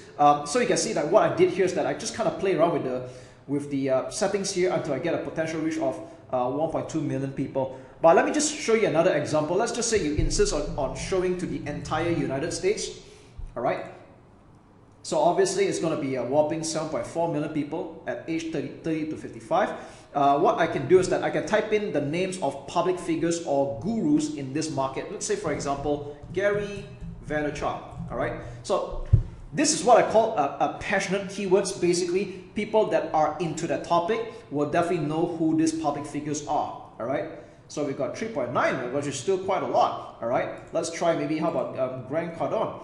Okay, 4.7 million people. Wow, this is really, really huge. Okay, but I'm just letting you know that this is kind of like the mindset that we follow when it comes to typing out all these keywords and things like that. Maybe I'm just going to type in another one. I'm just going to type in email marketing. All right, I'm just going to remove the public figures, email marketing.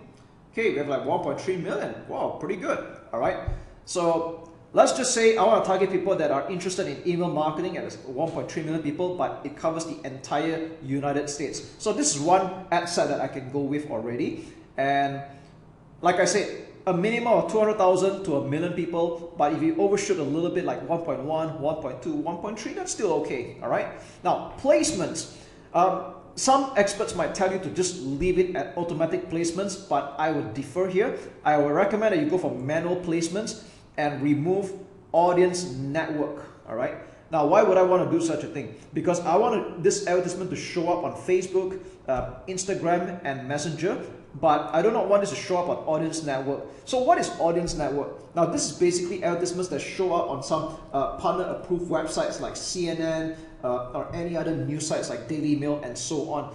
And in my experience running this, I find that even though Facebook distributes a small budget to audience network, the leads quality that come from audience network is usually poor, and it's quite susceptible towards spam bots and hacking for some strange reason. So to put it short, go for manual placements, just uncheck the audience network and you are good to go. You're not losing anything anyway. All right, so after this we'll go to the next one, and yep, this is really all there is to it. Okay, so there's one last thing I'm going to add here. We have not done yet, is the ad set name. Now we're going to give a formula to this so that we know that every time we take a look at the ad set name, we know that this is the targeting. So this is kind of like the formula that I would recommend you follow. I'm just going to call it FB, IG. So basically it means that this is showing on Facebook and Instagram. The next one will be a location, which is United States, USA. Age group with 30 to 55 years old, male, female, and we're going to put in the keyword or detailed interest called email marketing. So by seeing Facebook and Instagram, we know that this is targeting USA, ages 30 to 55, male, female, that are interested in email marketing. So this is how I named the ad sets. Okay, once we're done, we click on publish.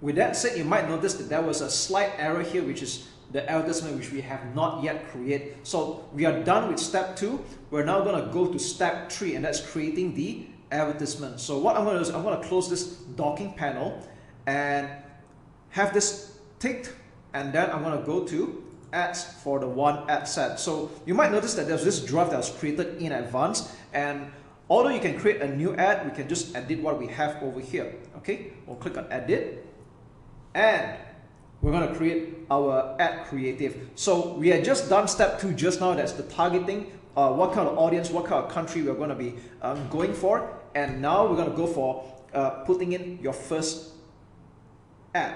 Okay. Now you can call it any name you want. I'm just going to call it post 1. And the next thing we're going to do is Facebook page, which we already have added in. If you have an Instagram account that's integrated or connected, you can just put it here. Otherwise, you can just use the default use selected page. And I think that's the wonderful part, because this allows you to advertise on Instagram without owning an Instagram account. How cool is that? Okay, the next step we're going to go is create the ad. So there are 3 choices here, and we're going to go with single image or video. I personally have tested all these 3, and I still find that single image or video still converts the best. So let's just go ahead. Okay, there's this cool part called full mobile experience. This is totally up to you, but I would recommend that for simplicity's sake, we're just going to uncheck this right now, and we're going to go on to the next part. Okay.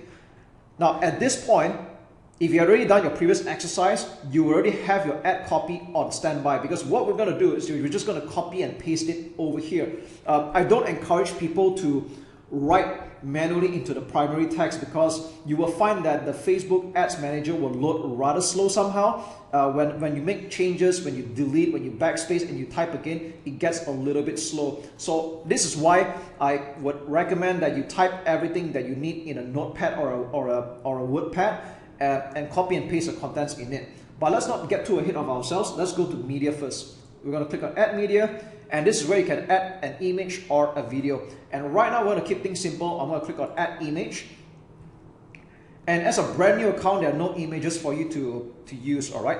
So there are 2 ways you can go about doing it. The first way is that you can upload an image that you already have created, and we can use it. The alternative, if you want to keep things a bit fast and simple, and also for split testing reasons, is that you can click on this top here and choose stock photos. And the cool thing here is that Shutterstock has joint ventured with Facebook to bring you all these royalty-free stock photos that are pretty good in quality. All right, you can use any pictures that you want here. I'm just going to type in the word social media and let's see what comes out. Okay, so it might take a while because there's like a lot of pictures here, and let's just say this looks interesting. I'm going to take this one, but I just want to give you a heads up or a warning here. Just because Shutterstock has joint venture with Facebook to bring in all these stock photos, it doesn't mean that all these pictures are compliant with the Facebook policy. I'm going to give you an example here, like this one called social media. All right, let me just choose this for a while, and so you can preview it for yourself. Now, one of the things that Facebook doesn't like is when you put in pictures that have huge text that cover the pictures, like this one. All right, I'm not sure whether this will pass or not, but basically anything with a 20% or more text coverage in the Facebook picture, you're going to find that Facebook will either not show it a lot, which means you get a high cost per 1,000 impression, or even outright disapprove this image, even though it's part of the archives in the stock photos. Okay, another one, I'm just going to clear this image for a while. So if you don't want an image, you just click clear, and then you just click again, add image. All right, I'm going to stock photos, and if you're going to add revealing pictures, like say for example a bikini, all right, even though you can see a lot of these pictures here, but there's a very high chance it will get disapproved as well, because these are all revealing pictures. Okay, so just because these pictures are here, it doesn't mean that it's compliant. And you can see that even the warning and the heads up is here already. They've already made a disclaimer. Some stock images may not comply with Facebook policies. Read our advertising policy before selecting an image. All right, so with that said, let's just go back to social media, and I'm just going to go with one of them. All right, let's not think too much. Let's go with this. Okay, now the next thing I'm going to do is I'm going to add the primary text. Okay, so let's just say this is the picture that we're going to go with. Let's not think too much right now, and I'm going to just copy and paste content over here.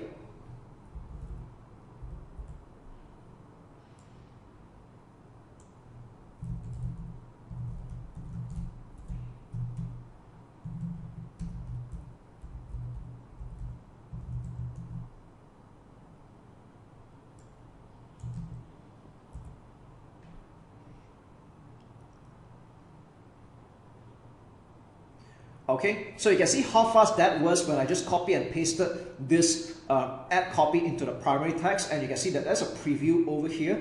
Later I'm going to show you how you can preview this ad proper. All right, now I'm not going to explain too much, but other than letting you know that ideally if you're going to use emojis, you want to keep it below 10. So that's like 3, 6, 7, 8, 9 emojis. Okay, just good. Anything below 10 emojis is possible. Anything more than that, it might hurt the user experience and your ad score with Facebook. So keep your emojis below 10. And as you can see, that it's quite readable in that the paragraphs are no more than 1 to 3 lines each. It's readable. And next thing we're going to go is for the headline. The headline is the big text that appears at the bottom of the image. I'm just going to copy and paste that. Okay. And even though the description is optional, I still recommend that you paste something here as well, because people that are browsing Facebook on a laptop or a desktop computer will be able to see it most of the time. So, but in mobile, they won't see it. So I think, you know what, it's okay to still add something here for completion's sake. And next, we're going to go down to destination website, and you're going to put in the website URL. So this is the link to your sales page or your landing page for that matter. The address that I'm putting here is made up, by the way. It's obviously not real. I'm just showing you as an example. But of course, please make sure that this website already exists and that your Facebook pixel is already installed correctly. And after that, display link, you might notice it's the same. You can actually just copy back here and remove the HTTPS to make it look a little bit neater. And there we go. All right. Next, call to action. This is the button that appears here.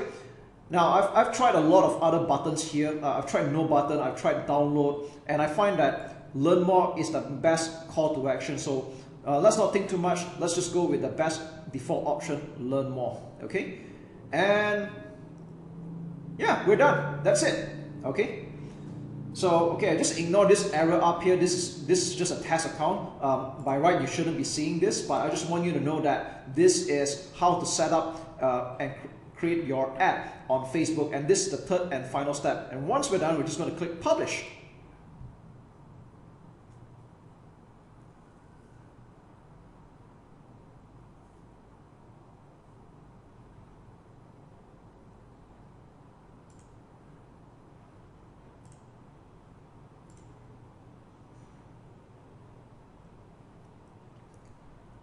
Yeah, and that's really all there is to it. So I know that there's a slight error here because, like I said, I'm using a test account right now. But what's going to happen is in ad set delivery, this is going to show in review, and Facebook will review your ad. It might take as quickly as several minutes to even like several hours. If your account is brand new, just allow for 24 hours. And after that, as your standing increases with Facebook, then you're going to find your approval might get a little bit faster and faster. But yeah, that's really all there is to it when it comes to creating your advertisement on Facebook in 3 easy steps. Okay. Now, of course, I just want to give some parting words in this particular video, in that we've just created one advertisement, and once this gets approved, you should move on with creating a second advertisement onwards, so that you can run more ad creatives, test more, let Facebook find a winner, and yes, just scale your business from there. Okay, so that's all there is to it.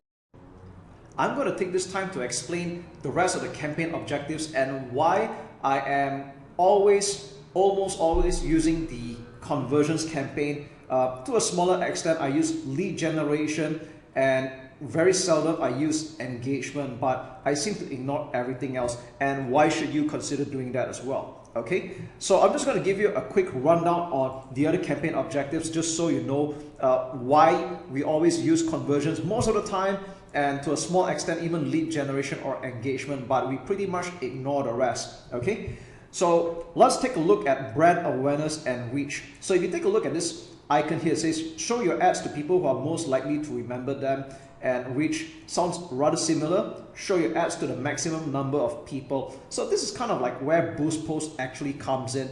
And if you have done any Facebook marketing before, or you have clicked the Boost Post button, then you know that you will get a lot of reach, perhaps for more bang for the buck. Apparently you get a lot of likes, a lot of social proof, a lot of reactions, people commenting even, but there's a problem with that. You're not getting even the interested prospects, because what's happening here is that it's just showing advertisements to people that have the habit of commenting and liking. So we don't really want that going on. Okay, so that's why I stay away from brand awareness and reach. I had pretty much not used that at all. Okay, now the next one, and this is a deception here. Okay, traffic.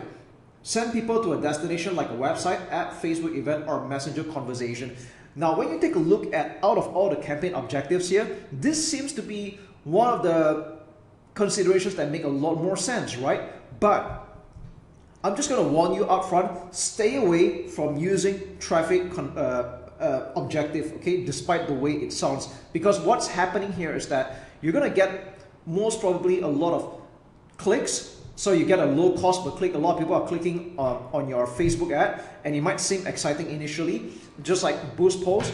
But the problem is that Facebook is serving your advertisement to people or Facebook users that are very click happy. That means they have a certain behavior of always clicking on things, and you might know some friends or some Facebook users that are like that. Now imagine that your advertisement is going out to people like that, and you're not going to get any purchasers or even a lead for that matter. So don't do that. It's rather deceptive. Stay away from it. Okay, I've spent quite a bit of money doing this. I do test it every now and then, and if you don't believe me, feel free to spend a little bit of your money to test this out, and you'll find that this is also the case. All right, so out of all the campaign objectives here, this is probably the most deceptive, and where a lot of people initially will lose their money. So stay away from it. Okay, always go with conversions. Now I'm just going to move down chronologically. Let's go with engagement.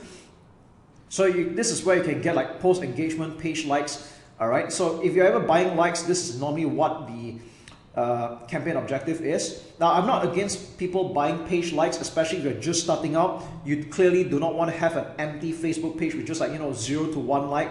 And if you're not able to get some of your friends or acquaintances to come and like a page, but you want to look a little bit more credible, then it's okay to buy a bit of likes. But again, I don't recommend that you spend a lot of budget buying page likes, because that's not where the income is going to come from. That's not where the action is going to be at. All right. So if you're going to buy page likes, you can go ahead. I'm just saying, don't spend a lot of money doing that. Okay. Spend most of your budget on conversions. All right. So next up, we go to app installs. Okay, this is not applicable unless you're doing apps.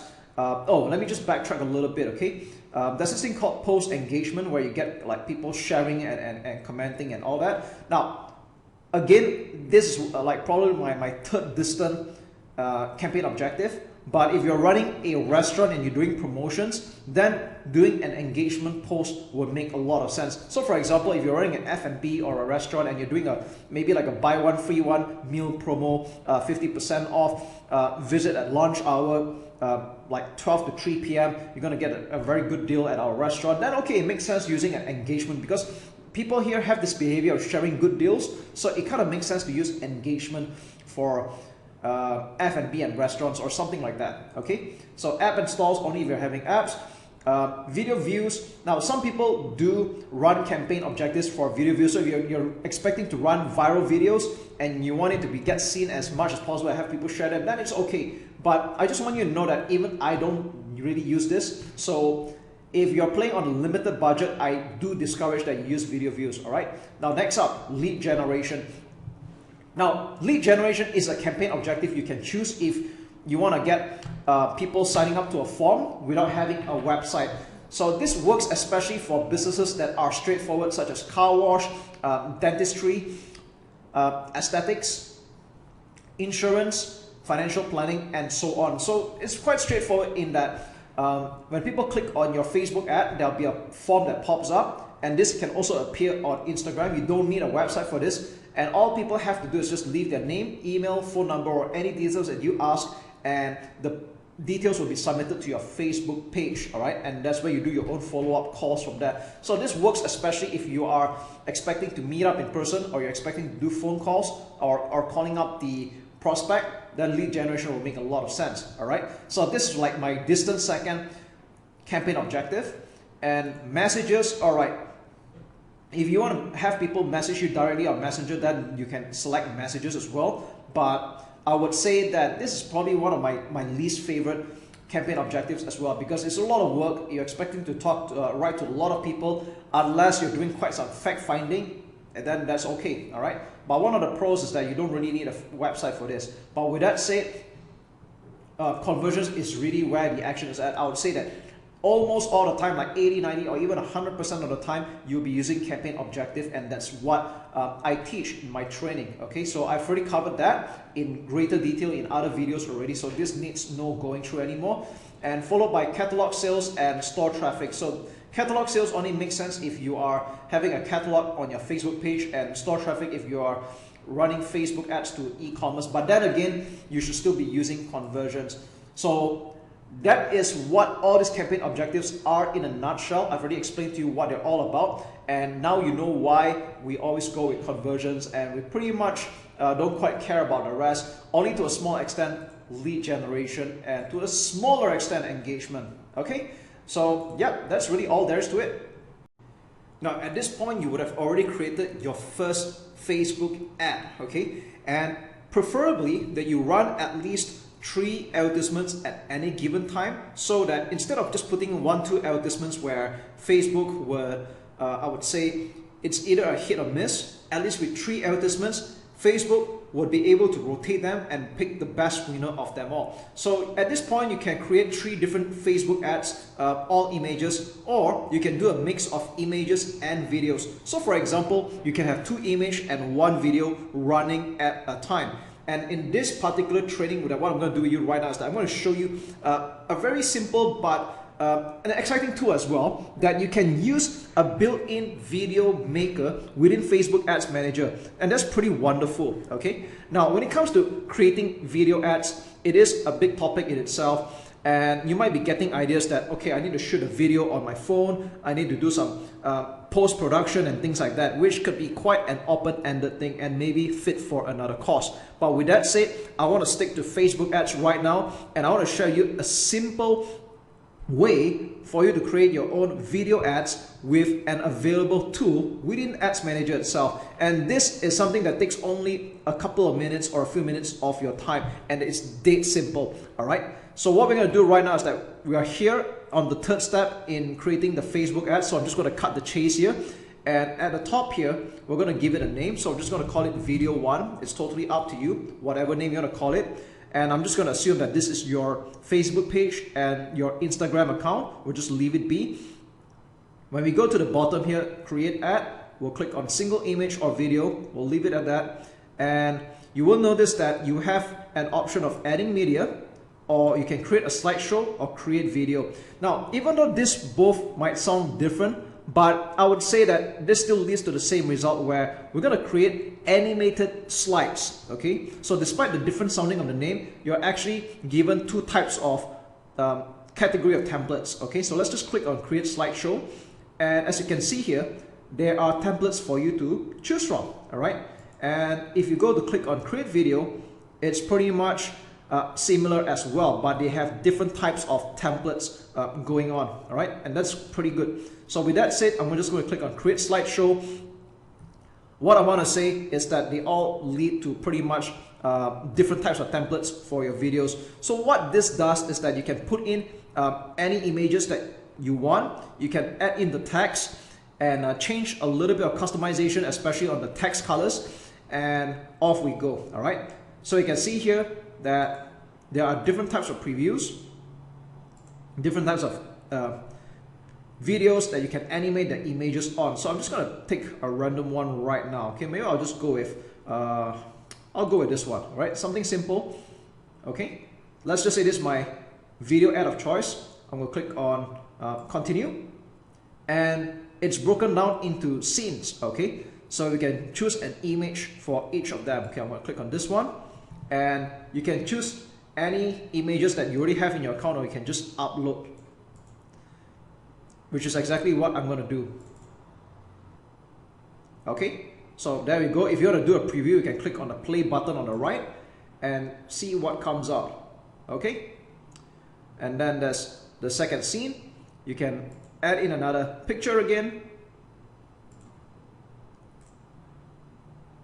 Yeah, okay, it's kind of random, but I'm just proving a point to you. And you can actually add a text. Okay, so for example, I'm just going to call it Master Social Media Marketing. Now, I want to give you a heads up that one of the bad things about doing this built-in video maker is that the text is pretty limited in the number of characters. So you want to make sure that you know what you're writing here. Okay, so if it's hard to read, you can click on background color, and you can even change the opacity, which means the transparency, and it'll look a little bit better as well. You can change the text color as well if you would like to. Just you can add in a color code, or you can use this color picker. All right, so I'm just going to go with white. I think it's good enough. You can even change the font, and I think this is slightly generous, although not that many, but still works.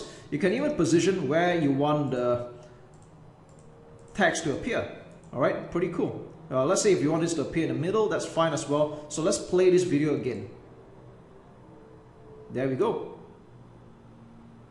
All right, and scene number 3, you can add in another image as well. I'm just going to add another random one, and there we go. All right, so we can add another text. Normally, when it comes to the last scene, I would always like to make it a call to action. Click here to download now. All right.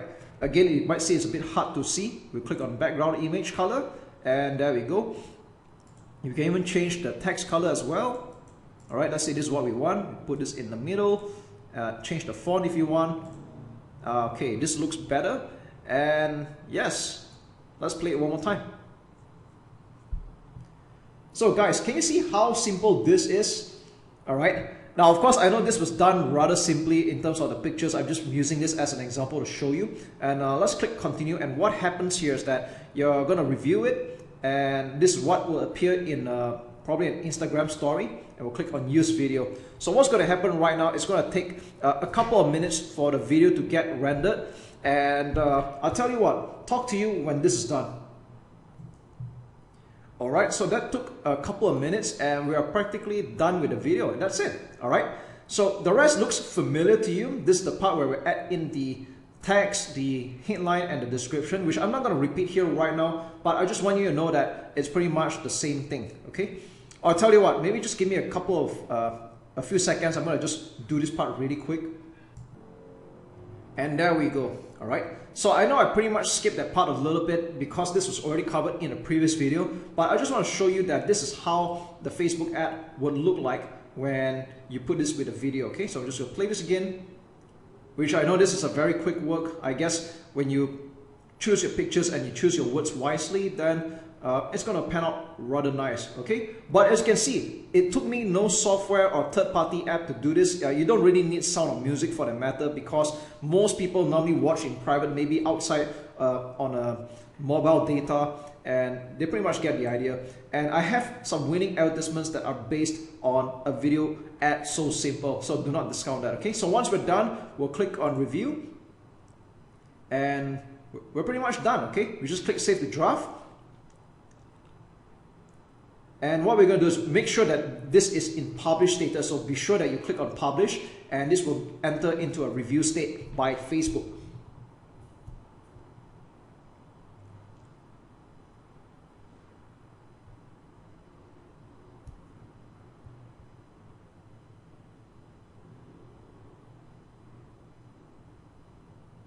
And there we go. That took several seconds. We are practically done. Okay, and if you check out the delivery status, it's in review. And if you look at some of the previous advertisements, this is all learning. That means it's currently active. Okay, so yeah, now you know how to create image ads and you know how to create video ads. No Facebook advertising training is complete without reviewing how the advertisement campaign is going to be like in the next few days. So if you have followed all the training up until now, I just want to say congratulations, you have been taking action. And still, what is uncertain is what's going to happen in the next few days after you launch a Facebook ad campaign. And I'm going to show you how I take a look at my Facebook ad campaigns. How do I decide which one's winning, which one we should kill off, and what do we do after that? And this is something that a lot of marketers don't really teach in their training, or maybe they kind of reserve it for the next level of training. Okay, so with that said, I'm taking a look into one of this simpler accounts right now. Even though the conversion rate or the currency is in Malaysian ringgits, that's not important right now, because this can be in US dollars, it can be in pounds, it can be in euros, it's still the same thing. Okay, now this campaign is a purchase conversion. That means we are doing a direct sale from FB to a sales page. All right, and one thing you want to take a note of right now is the window of time. So at the top right, this is currently at today's date, and if you click on the top right pull down, you can see what happened yesterday, the last 7 days, or last 14 or last 30 days, or whichever window you want to do, or you can even do a custom range as well. Okay, now if you take a look at today, you can see that there had been 3 purchases with a return on ad spend of 2.88, which is pretty healthy. All right, to me, anything above 2 is pretty good. If you get higher than that, then it's even better. It's not uncommon for people to get a rather high ROAS, or return on ad spend. All right, so here's the thing. One of the common mistakes that beginners make, or they kind of chicken out, is that when they don't see results in the next 1 day or the next few hours, or they spend a little bit of money, then they chicken out. All right, so you don't want to be making that mistake, and you got to give Facebook some time to not only understand your offer, you got to give it time to learn about it and show your advertisements to enough people. All right, and on a human level as well, you know, sometimes people have not heard about you before, they might not warm up to you just yet, and don't be surprised that normally for a lot of campaigns that get started, it doesn't do well. Okay, if you do well initially, then more power to you. But I want you to know that even on an expert level where people are making millions of dollars, they will always tell you the same thing, where the first campaign usually doesn't perform very well. And this is where you need to tweak and be patient. All right, so as a rule of thumb, I normally tell people to run their advertisements for at least 3 to 4 days at the very least. Okay, that means give it a time, run for 3 days on a budget of 5 to 10 USD a day. If you can put in a little bit more, that's up to you, but 5 to 10 USD a day, let it run for 3 to 4 days. All right, there are some people that will run it for a week before making a decision, but right now I'm just going on a bare minimum at the moment, and let's just say this has been running for the last 4 days. All right, so I'm just going to put this in the last 4 days, and as you can see here, this campaign is doing a 3 times return on ad spend, which is pretty good. All right, but tell you what, let's go to the ad set level. And I'm going to show you what is my mindset when it comes to continuing the advertisement or not. Okay, so on an ad set level, this is step number 2.